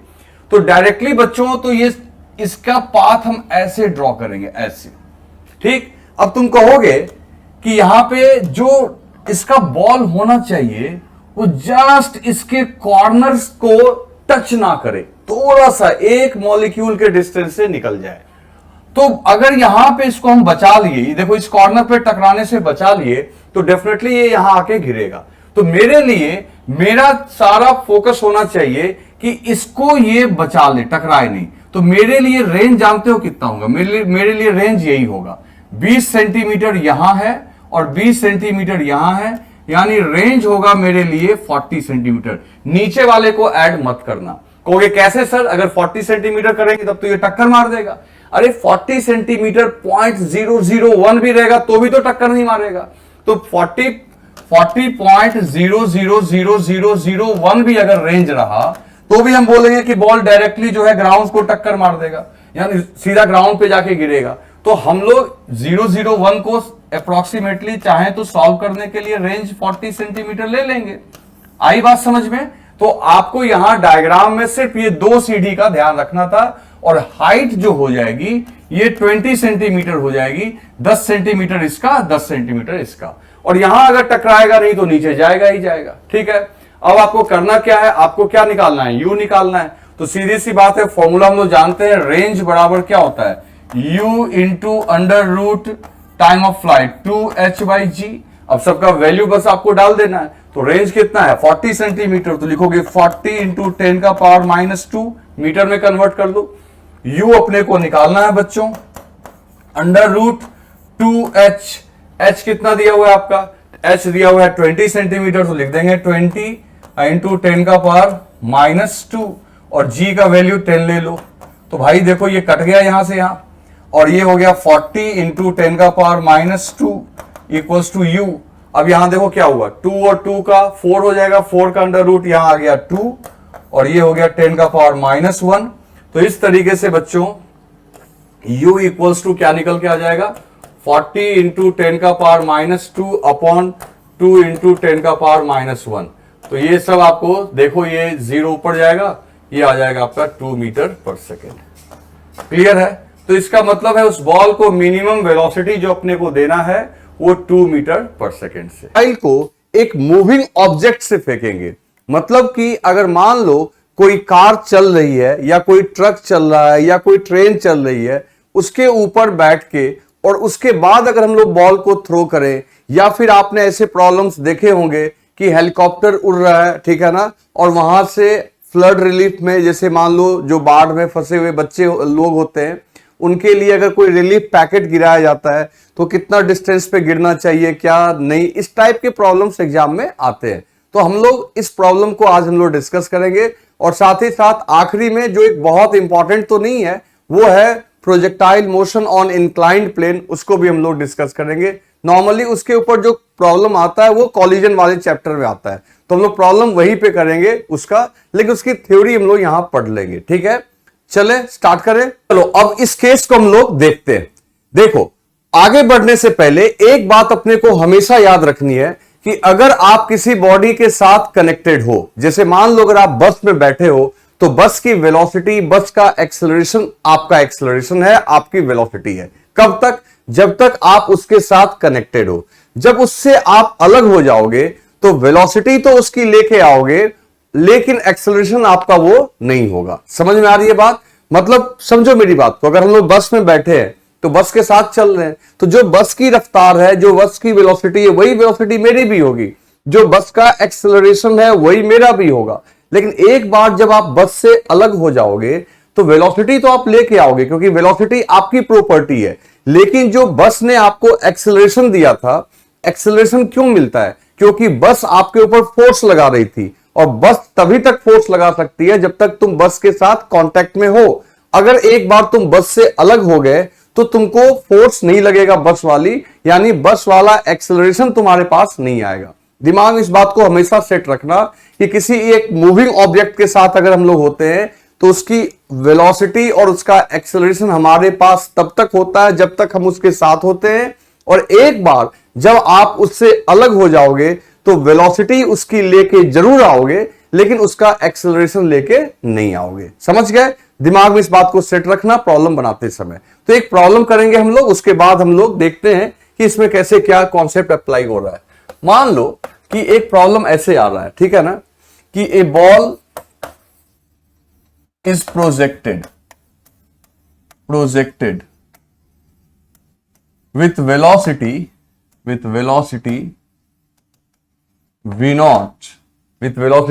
v naught in vertically upward direction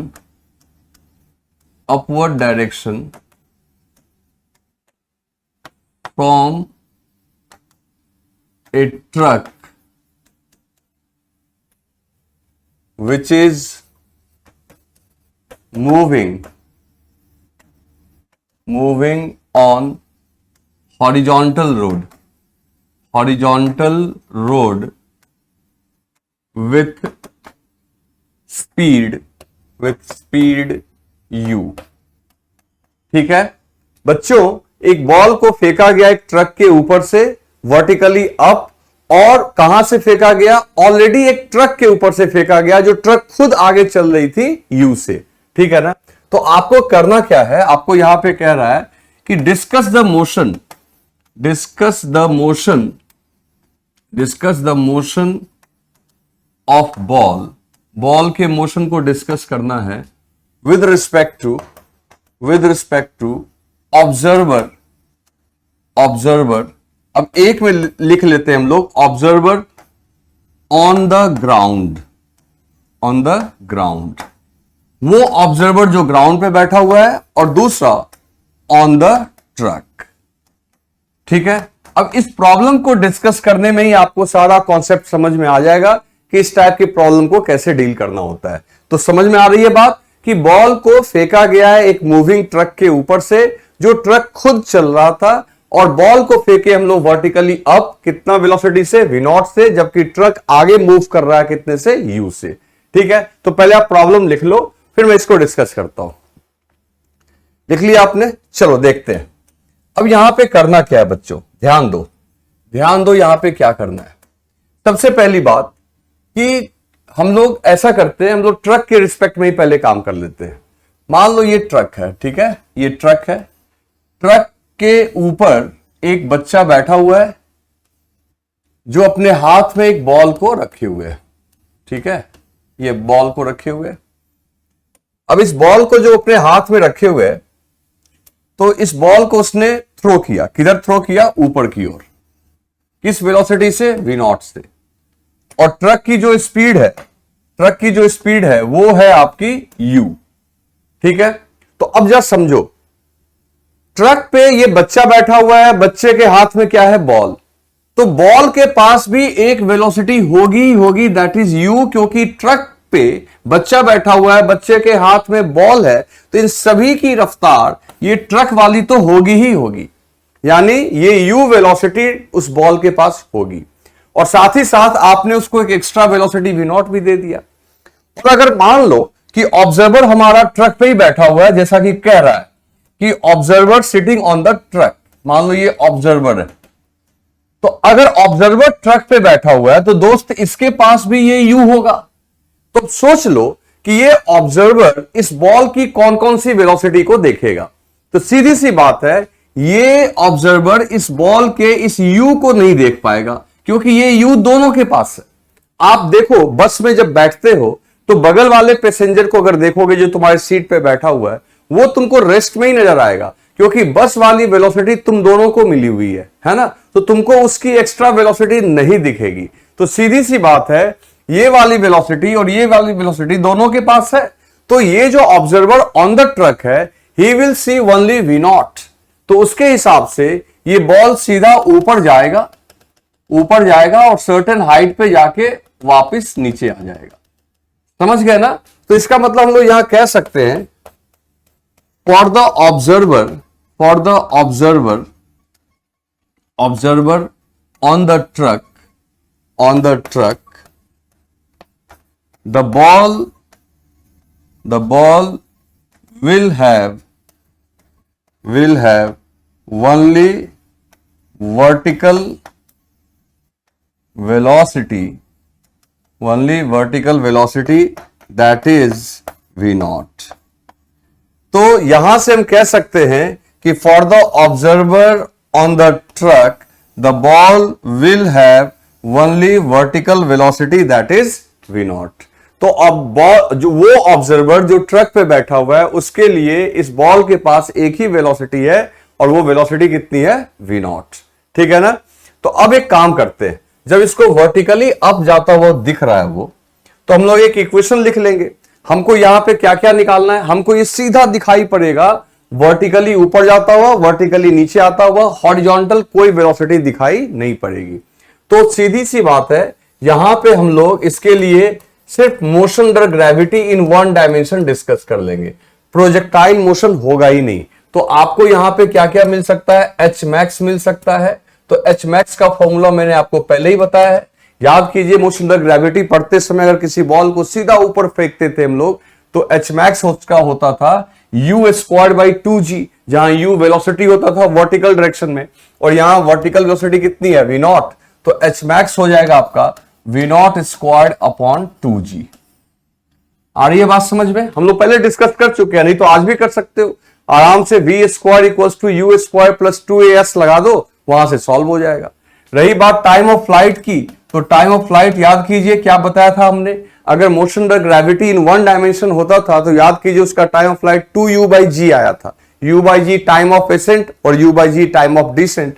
यहां आ जाएगा, चूंकि यहां v0 वेलोसिटी है तो 2v0/g हो जाएगा। तो टाइम ऑफ फ्लाइट भी मिल गया आपको, h max भी मिल गया। यानी ऑब्जर्वर जो ट्रक पे बैठा हुआ है उसके लिए ये simple motion under gravity in one dimension होगा, नो प्रोजेक्टाइल मोशन। तो हम लोग यहां पे लिख देते हैं कि जो मोशन होगा वो कैसा होगा, तो मोशन फॉर ऑब्जर्वर जो कि ट्रक पे है, it will be motion under gravity, motion under gravity on straight line, क्योंकि उसको u तो दिखाई पड़ेगा नहीं, u इसके पास भी है। क्लियर है? चलो अब हम लोग इसी पूरे मोशन को डिस्कस करेंगे अर्थ सरफेस पे बैठ के। पहले इसको आप लिख लो, लिख लिया आपने? चलो देखते हैं।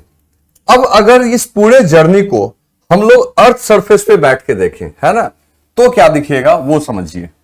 मान लीजिए कि अगर हम लोग इसी पूरे मोशन को देखने के लिए एक ऑब्जर्वर लेते हैं जो अर्थ सरफेस पे यहां पे, तो जो अर्थ पे बैठा हुआ है वो क्या देखेगा, वो देखेगा कि इस बॉल को एक वेलोसिटी तो ऊपर जिससे इसको फेंका गया वो है v0, और दूसरी वेलोसिटी ट्रक वाली मिल जाएगी, क्योंकि ट्रक आगे u से जा रहा है, u से जा रहा है तो ये भी u से जा रहा होगा। तो जो ऑब्जर्वर ऑन द ग्राउंड है, ऑब्जर्वर ऑन द ग्राउंड, जो ऑब्जर्वर ऑन द ग्राउंड है बच्चों, उसके लिए इसके पास दो दो वेलोसिटी होगी।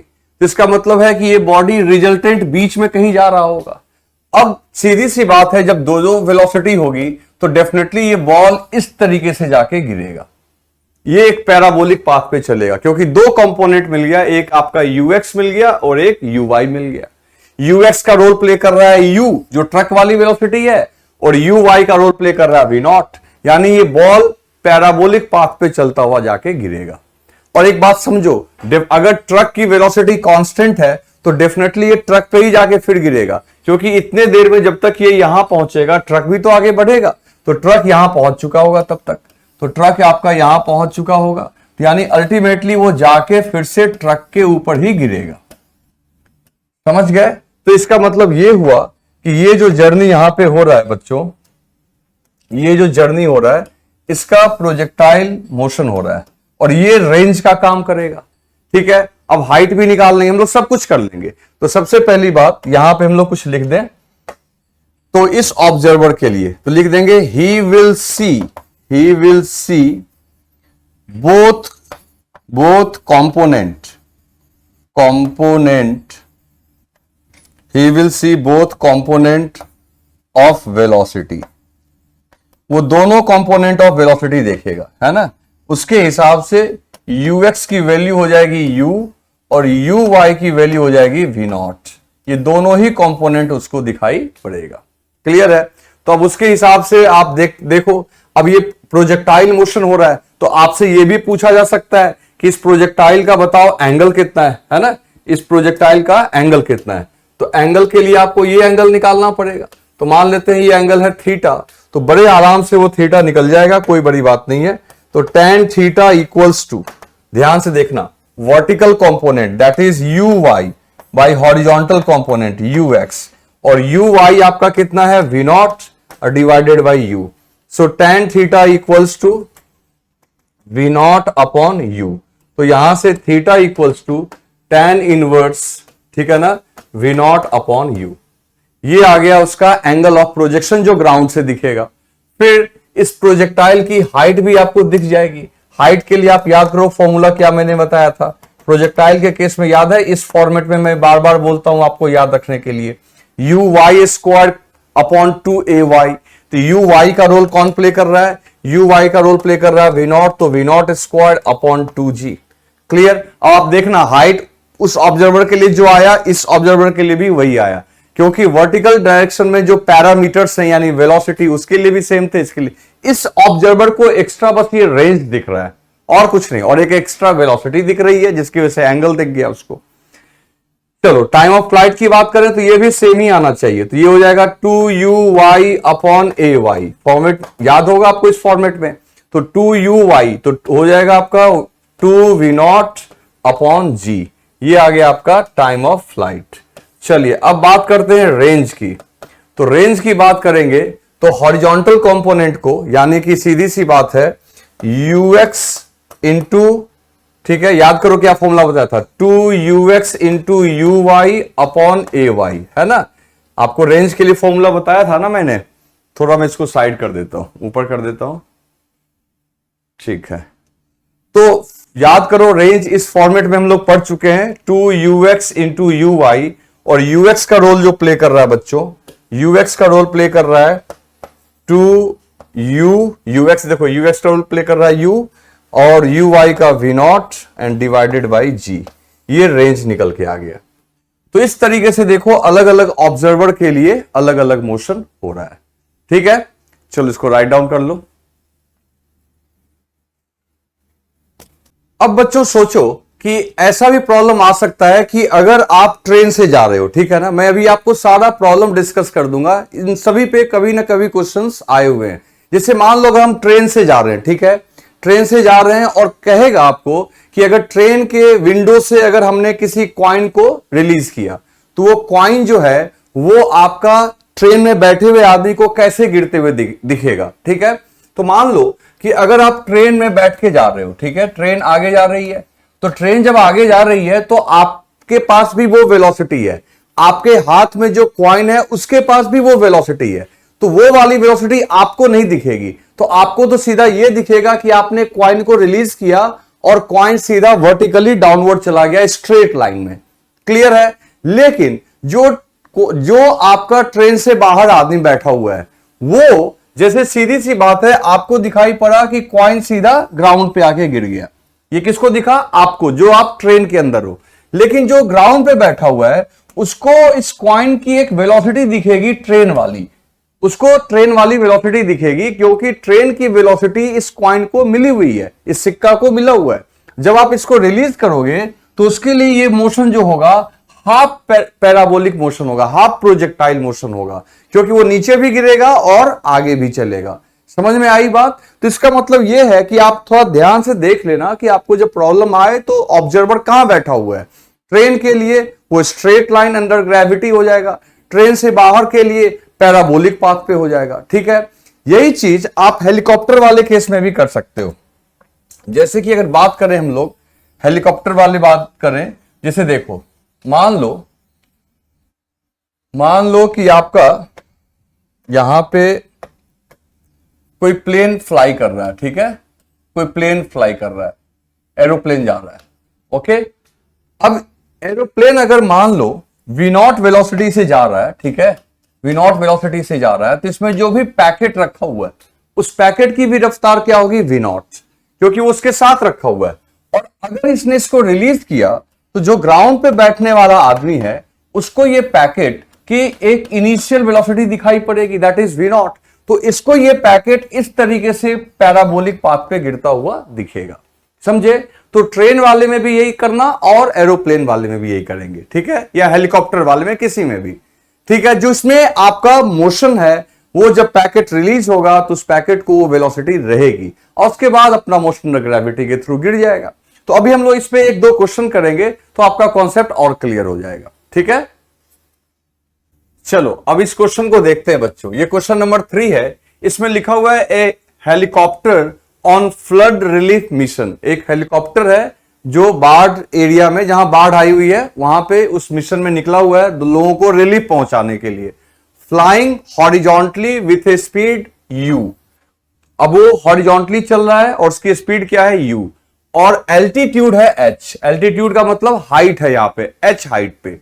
फिर वो क्या करता है? Drop a food packet from a victim standing on the ground. Victim का मतलब जो बाढ़ में घिरा हुआ आदमी है, उससे h हाइट की ऊंचाई पे आपका ये चल रहा है हेलीकॉप्टर u स्पीड के साथ, ठीक है। फिर लिखा हुआ है at what distance from the victim should the packet be dropped.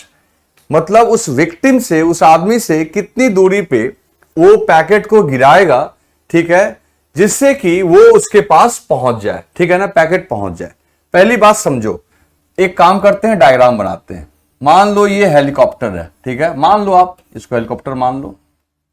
अब इसके अंदर ये पैकेट है। अब ये पैकेट जो है ये हेलीकॉप्टर के स्पीड को ही अपने पास रखे हुए है, क्योंकि उसके अंदर है तो वही स्पीड होगी, कुछ देर पहले भी हमने डिस्कस किया। अगर ये पैकेट को रिलीज करेगा तो ये पैकेट स्ट्रेट लाइन में नीचे नहीं गिरेगा, क्योंकि इस पैकेट को भी स्पीड है u और ये मान लो हाइट है h, तो ऑटोमेटिकली ये हाइट h हो गई यहां से यहां तक, ठीक है, h हाइट हो गई। तो ये पैकेट जो गिरेगा ये कुछ इस तरीके से गिरेगा, ठीक है। तो अब सोचो, ये पैकेट रिलीज करेगा यहां पे, लेकिन पैकेट गिरेगा यहां पे जाके। तो इसका मतलब है कि अगर वो आदमी के पास जाके पहुंचना चाहिए तो डेफिनेटली उसको पैकेट यही रिलीज करना होगा। ये मैन है और यहीं पे रिलीज करे। ये अगर मान लो हेलीकॉप्टर वेट करेगा कि मैं इसके ऊपर आके रिलीज करूंगा, तब तो अगर मान लो यहां पे आके रिलीज करेगा पैकेट को, तब तो पैकेट और आगे जाके गिर जाएगा। अगर इस आदमी तक पहुंचाना है पैकेट को, तो पैकेट को यहीं रिलीज करना पड़ेगा ताकि ये हाफ प्रोजेक्टाइल मोशन करता हुआ इसके पास पहुंच जाए, ठीक है। तो अब पूछ रहा है कि किस डिस्टेंस पे, ठीक है ना, at what distance from the victim. अब डिस्टेंस में आप क्या ये डिस्टेंस निकालोगे? नहीं, आप डिस्टेंस में क्या निकालोगे? आप डिस्टेंस में हेलीकॉप्टर और इसके बीच का डिस्टेंस निकालोगे, मतलब आप ये डिस्टेंस निकालोगे, ठीक है। ये वाली दूरी होगी, यहां पे जाके वो रिलीज करेगा। अब ये डिस्टेंस कैसे निकलेगा? तो हमें रेंज निकालना होगा और h, तो ये एक राइट एंगल ट्रायंगल बन जाएगा। तो ऑटोमेटिकली ये जो हमारा हो जाएगा under root r square plus h square.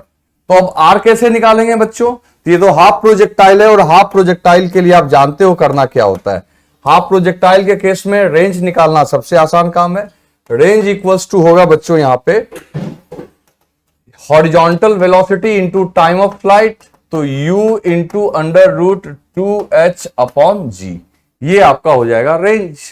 अब आके वैल्यू पुट कर दो, तो आपको ये डिस्टेंस चाहिए, डिस्टेंस s इक्वल्स टू ये है, तो s इक्वल्स टू देखो क्या लिखेंगे फिर हम लोग, अंडर रूट इसका स्क्वायर, तो ये हो जाएगा u square into 2h by g, है ना, और h तो है ही आपका, तो ये हो जाएगा आपका h का स्क्वायर। क्लियर? तो इसको थोड़ा तरीके से अगर लिखना चाहेंगे तो यहां पे h कॉमन ले लेंगे अगर हम लोग, ठीक है, तो ये क्या मिलेगा अपने को 2u square by g plus h, ये आपका आंसर होगा। इतना डिस्टेंस पे उसको उस पैकेट को गिराना होगा, ठीक है। तो ये आप समझो कि ये इसका एप्लीकेशन हुआ जो भी हमने सीखा। अब बच्चों ऐसा एक और प्रॉब्लम देखते हैं हम लोग। इसमें देखो क्या बोल क्या रहा है, लिखा हुआ है a bomb is dropped from an aeroplane. थोड़ा सा ये अलग है, थोड़ा समझना कि बोल क्या रहा है। When it is at height h directly above the target. अब देखो इस एरोप्लेन ने क्या गलती की, ये बॉम्ब को तब ड्रॉप किया जब ये टारगेट के डायरेक्टली ऊपर है। जैसे मान लो हम लोग यहां पे टारगेट मान लेते हैं, ये टारगेट है ना, ये रेड स्पॉट एक घर बना दिया हमने, यहां पे ये घर बना दिया, इस घर के ऊपर बॉम्ब गिराना है और ये है आपका एरोप्लेन, ठीक है। अब ये एरोप्लेन है, एरोप्लेन ठीक घर के ऊपर जब था, कितनी हाइट पे, h हाइट पे, उसी समय इसने बॉम्ब को ड्रॉप किया। तो अब तो तुम समझ गए ना कि ये बॉम्ब किसी भी हाल में इस घर के ऊपर तो नहीं गिरेगी, क्योंकि अगर एरोप्लेन की जो रफ्तार है, स्पीड जो है वो दी गई है v, देखो v दिया हुआ है, तो एरोप्लेन अगर v स्पीड से चल रहा है तो जो बॉम्ब रिलीज करेगा उसकी भी रफ्तार क्या होगी, v, है ना, वही स्पीड होगी। तो ये घर के ऊपर तो नहीं गिरेगा, ये ऐसे जाके गिरेगा।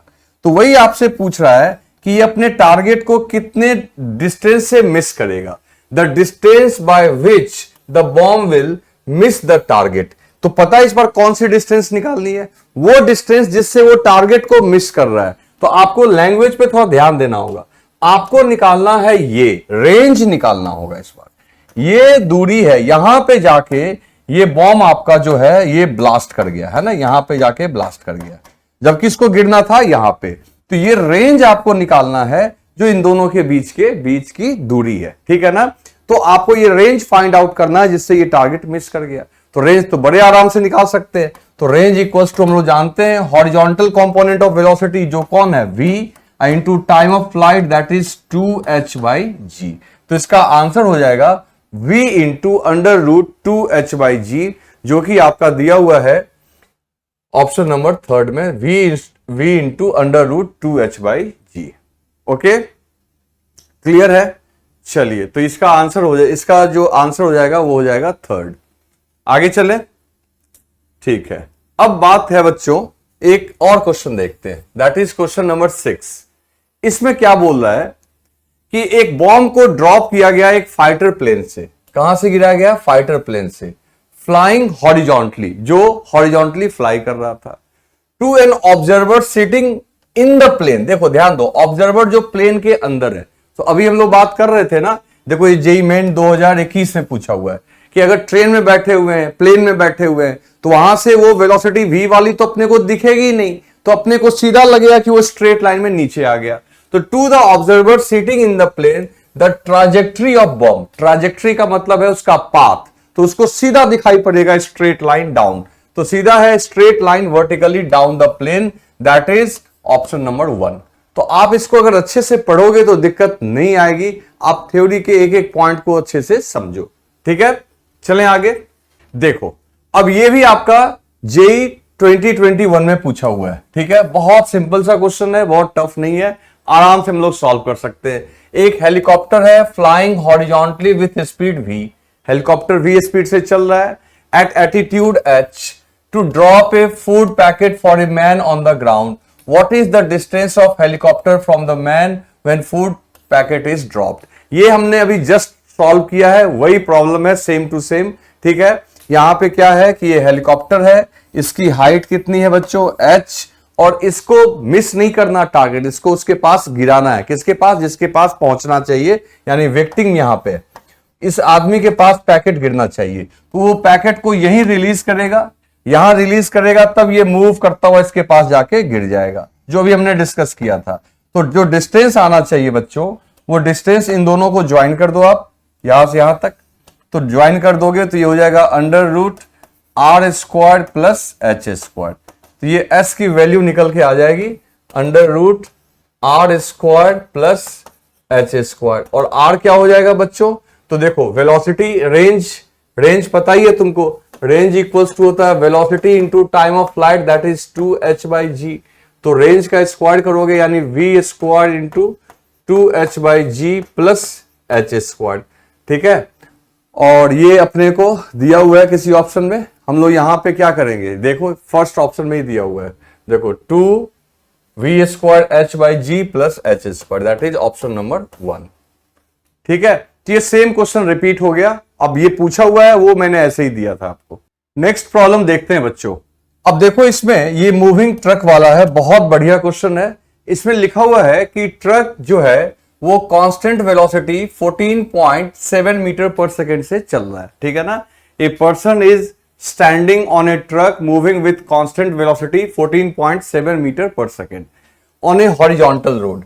The man throws a ball in such a way that returns to the truck after truck has moved 58.8 metre.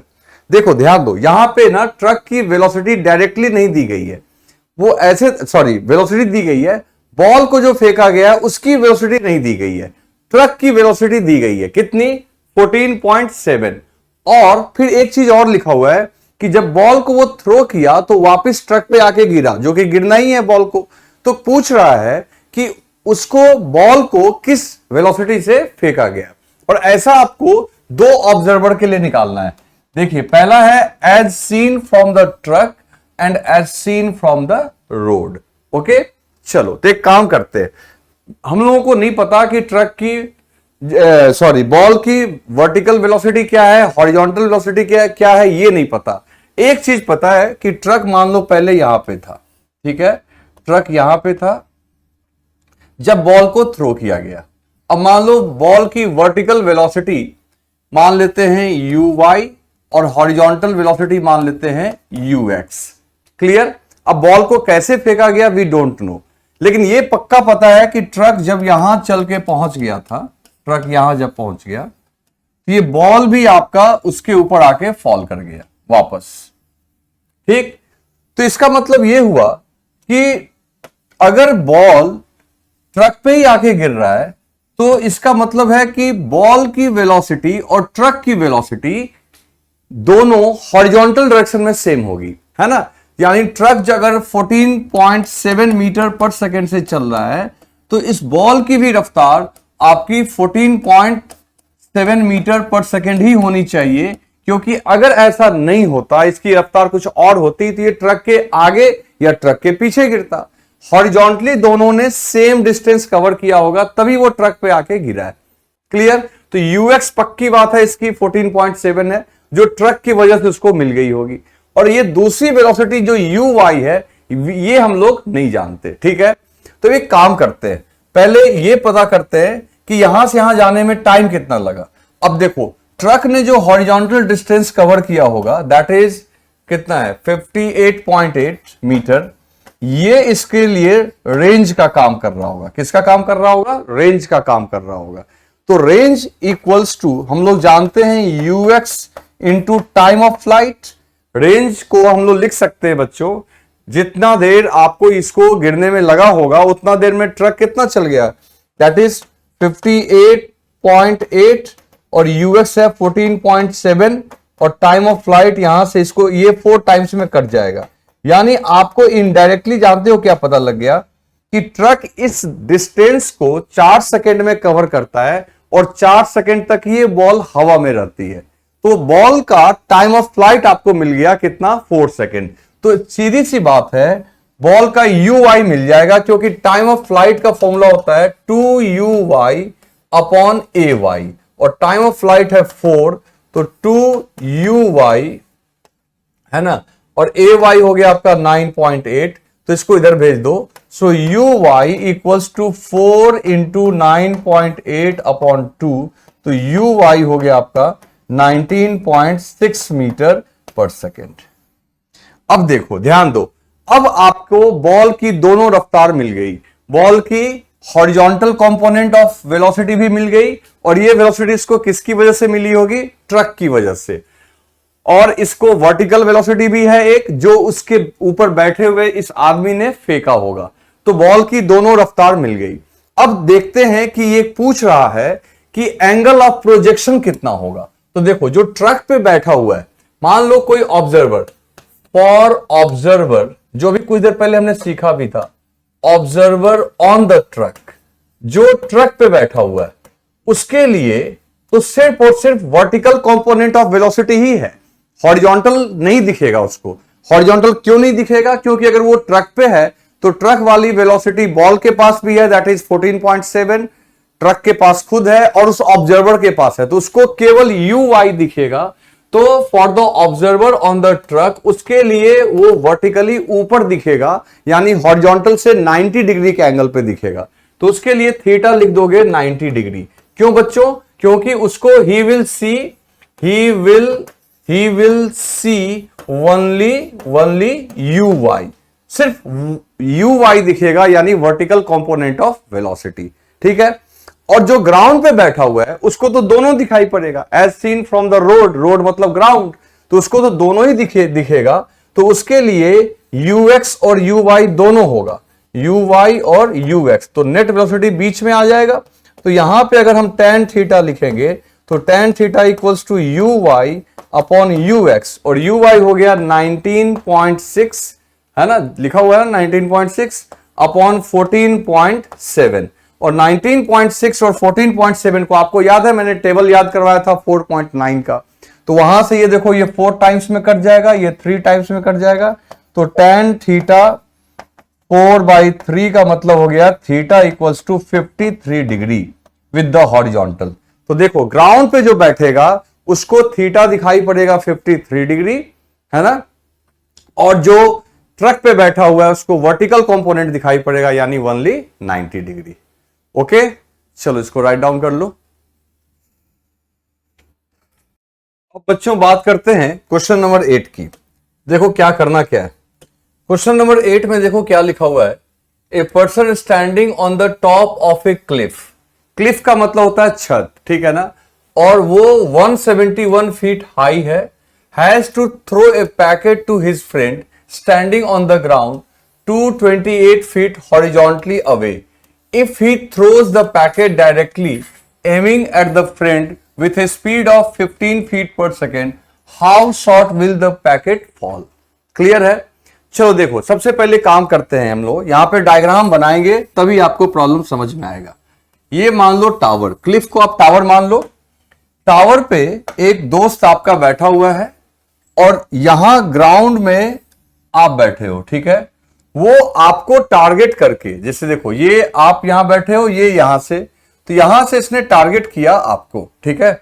इसने आपको टारगेट किया, एक सेकेंड, देखो तो उसने आपको टारगेट किया यहां पे, ठीक है। आप यहां पे हो और उसने आपको टारगेट करके फेंका, ये u वेलोसिटी से।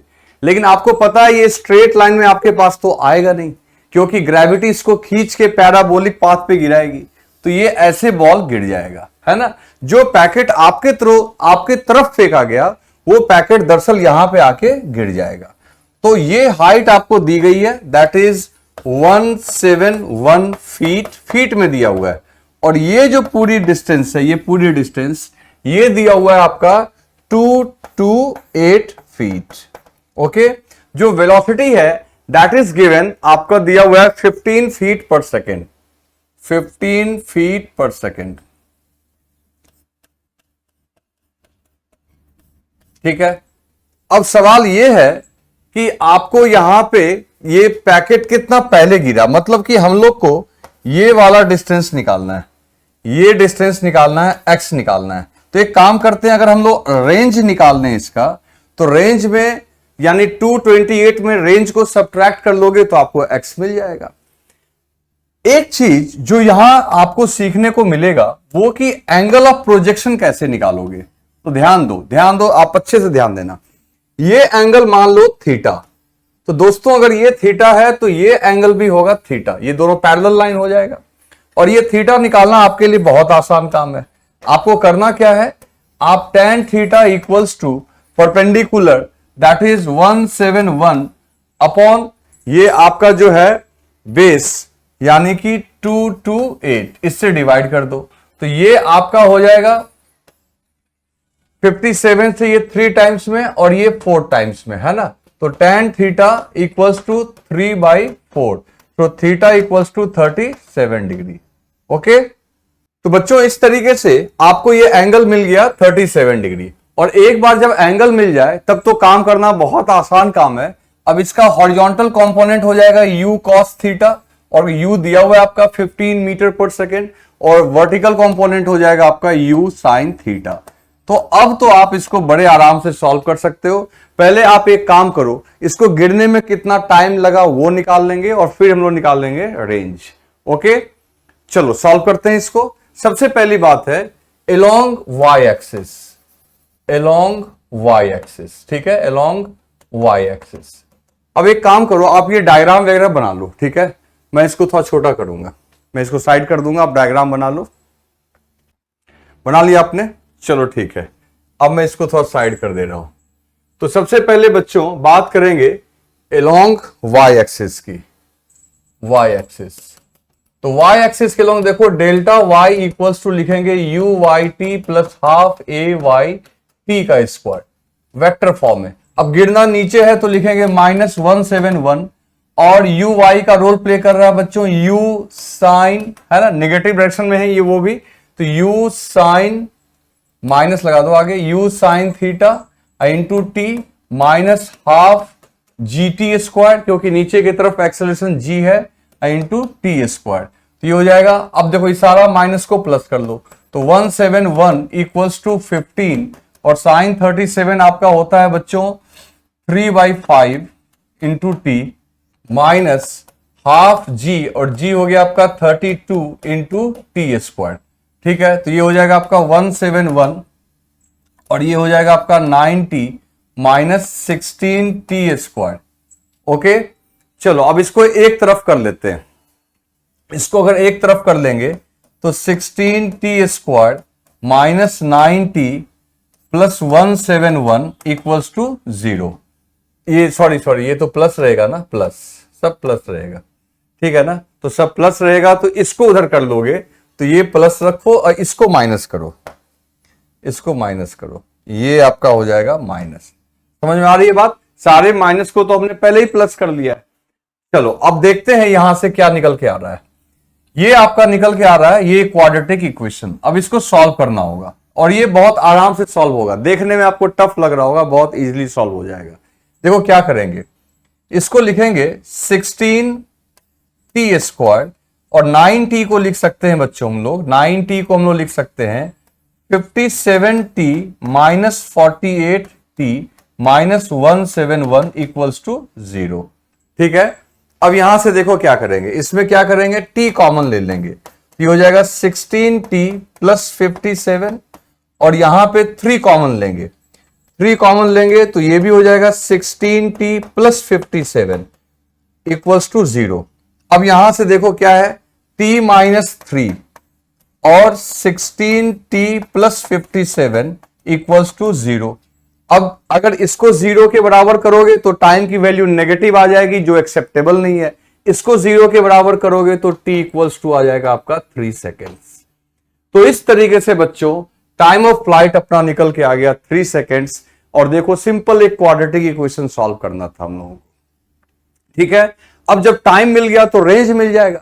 रेंज के लिए करना क्या है, हॉरिजॉन्टल कंपोनेंट ऑफ वेलोसिटी को टाइम से मल्टीप्लाई कर देना है तो रेंज मिल जाएगा। और टोटल 228 में से रेंज को हम लोग सबट्रैक्ट कर लेंगे। इसको पहले आप लिख लो, मैं इसको मिटा दे रहा हूं। लिख लिया आपने? चलो देखो अब करेंगे क्या हम लोग सिर्फ सिंपल हम लोग को रेंज निकालना है। तो हम लोग को अगर रेंज निकालना है बच्चों, ध्यान दो, रेंज निकालना है तो रेंज के लिए हम लोग को करना यह है कि रेंज इक्वल्स टू हो जाएगा हमारा u cos theta into time of flight. तो ये हो जाएगा 15 और cos 37 होता है 4/5 और टाइम ऑफ फ्लाइट जो निकल के आ रहा है वो आ रहा है 3। तो ये हो जाएगा आपका 36 फीट। ये जो आ रहा है आपका 36 फीट आ रहा है। तो रेंज इक्वल्स टू हो जाएगा आपका, देख लो, रेंज इक्वल्स टू 36 फीट हो गया।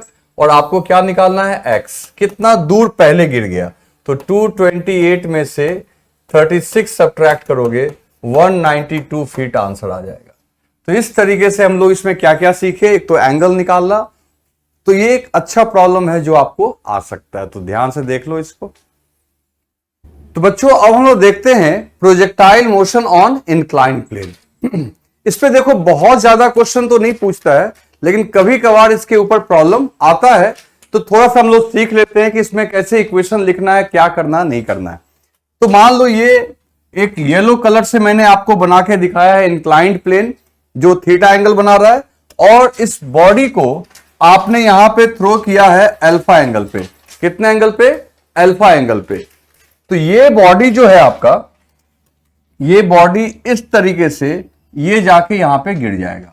अब देखो होगा क्या कि अगर ये इंक्लाइन प्लेन नहीं होता तो ये पूरा अपने मोशन को कंप्लीट करता, लेकिन इसको आप यहां से थ्रो करोगे तो यहां जाके ये टकरा जाएगा। तो ये इसका जो है, ये यहां से लेके यहां तक, ये इसका रेंज हो गया, ये इसकी मैक्सिमम हाइट हो गई h मैक्स। तो कहने को ये भी एक प्रोजेक्टाइल है, लेकिन इसका रेंज ये होगा और मैक्सिमम हाइट ये होगी। ठीक, और ये एंगल इंक्लाइन का है और ये रेड वाला एंगल जो है ये प्रोजेक्टाइल का है, जिसको मैंने अभी व्हाइट कर दिया। तो मान लो ये एंगल टोटल दिया हुआ है अल्फा, ये टोटल एंगल अल्फा दिया हुआ है, तो ये एंगल हो जाएगा आपका अल्फा माइनस थीटा। क्या हो जाएगा? Alpha minus theta. तो अब यहां पे इसको अगर आपको सॉल्व करना है तो क्या करना होगा, पूरा एक्सिस सिस्टम को चेंज करना होगा। आप इधर ले लो पॉजिटिव एक्स एक्सिस, ये इसके परपेंडिकुलर इधर ले लो पॉजिटिव वाई एक्सिस। ठीक है, अब वेलोसिटी के भी दो कंपोनेंट होंगे, एक होंगे इंक्लाइन के अलोंग दैट इज ux और ये हो जाएगा आपका uy। तो ux जो हो जाएगा आपका u cos alpha minus theta और uy जो होगा वो हो जाएगा u sin alpha minus theta. Alpha minus theta मैं क्यों बोल रहा हूं, क्योंकि एक्स एक्सिस के साथ जो एंगल बन रहा है वो क्योंकि अल्फा दिया हुआ है ग्राउंड के साथ, ये ध्यान रखना, ये एंगल पूरा का पूरा अल्फा ग्राउंड के साथ दिया हुआ है, थीटा इंक्लाइन का एंगल है। तो ux और uy इस तरीके से आपको मिल गए, ठीक है। अब जरा ध्यान देते हैं, यहां पे थोड़ा एक्सेलरेशन का चक्कर होगा। अब देखो इसके लिए मैं अलग से डायग्राम बना देता हूं, आप यहां पे ध्यान देना।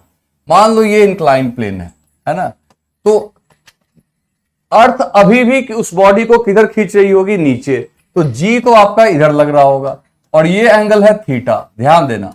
और ये आपका है नेगेटिव x, ये है आपका positive x, sorry positive y, और ये है आपका नेगेटिव y, और इधर है आपका पॉजिटिव x। अब जरा ध्यान दो, क्या करेंगे हम लोग, g जो है वर्टिकली डाउनवर्ड है। अब ये एंगल अगर थीटा है तो ये एंगल हो जाएगा आपका 90 माइनस थीटा, है ना। ये एंगल आपका क्या हो जाएगा, 90 माइनस थीटा, क्योंकि x एक्सिस और y एक्सिस के बीच में टोटल एंगल 90 बनना है। तो उसमें से ये अगर थीटा है तो ये हो जाएगा 90 माइनस थीटा। और फिर ये देखो, ये g इस हॉरिजॉन्टल के साथ 90 का एंगल बनाता है, तो ये भी आपका हो जाएगा थीटा। आ रही है बात समझ में। ये एंगल थीटा इंक्लाइंड का हो गया, इंक्लाइंड प्लेन और y के बीच का एंगल है टोटल 90, तो ये हो जाएगा 90 माइनस थीटा। तो डेफिनेटली ये हो जाएगा थीटा। आई होप कि आपको समझ में ये आ गया होगा। फिर g का दो कंपोनेंट ले लो, एक ले लोगे नेगेटिव y के long, that is g cos theta, और एक आएगा नेगेटिव x के long, that is g sin theta. तो बच्चों एक फर्क आ गया यहां पे पहले वाले प्रोजेक्टाइल और इस प्रोजेक्टाइल में।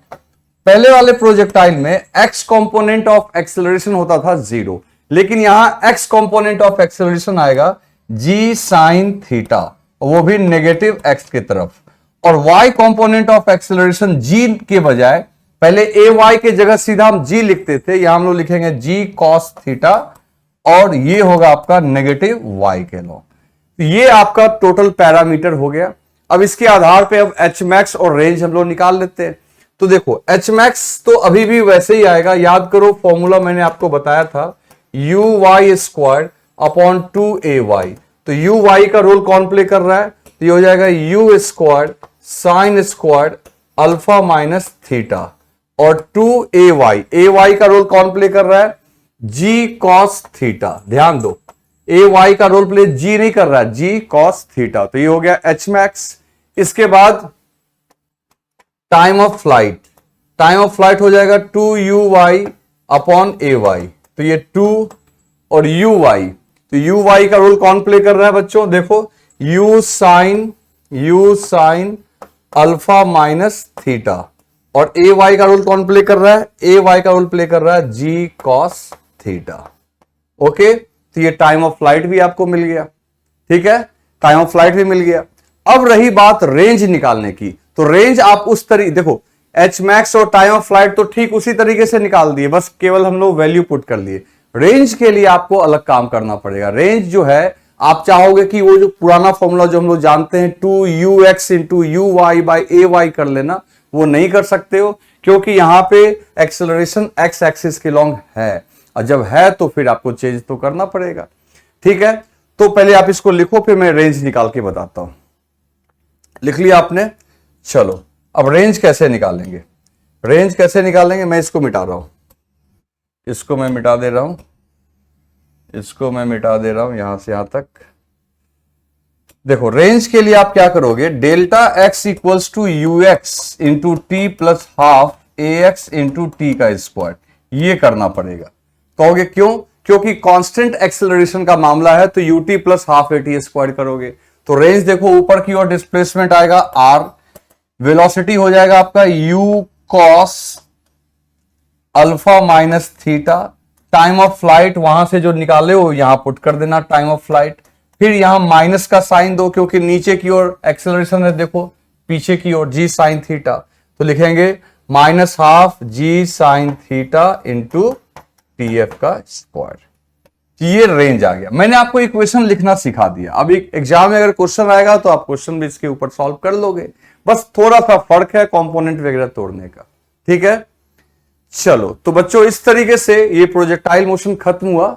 अब हम लोग नेक्स्ट लेक्चर में पढ़ेंगे रिलेटिव मोशन, जो कि बहुत ही इंपॉर्टेंट है, ठीक है। ओके।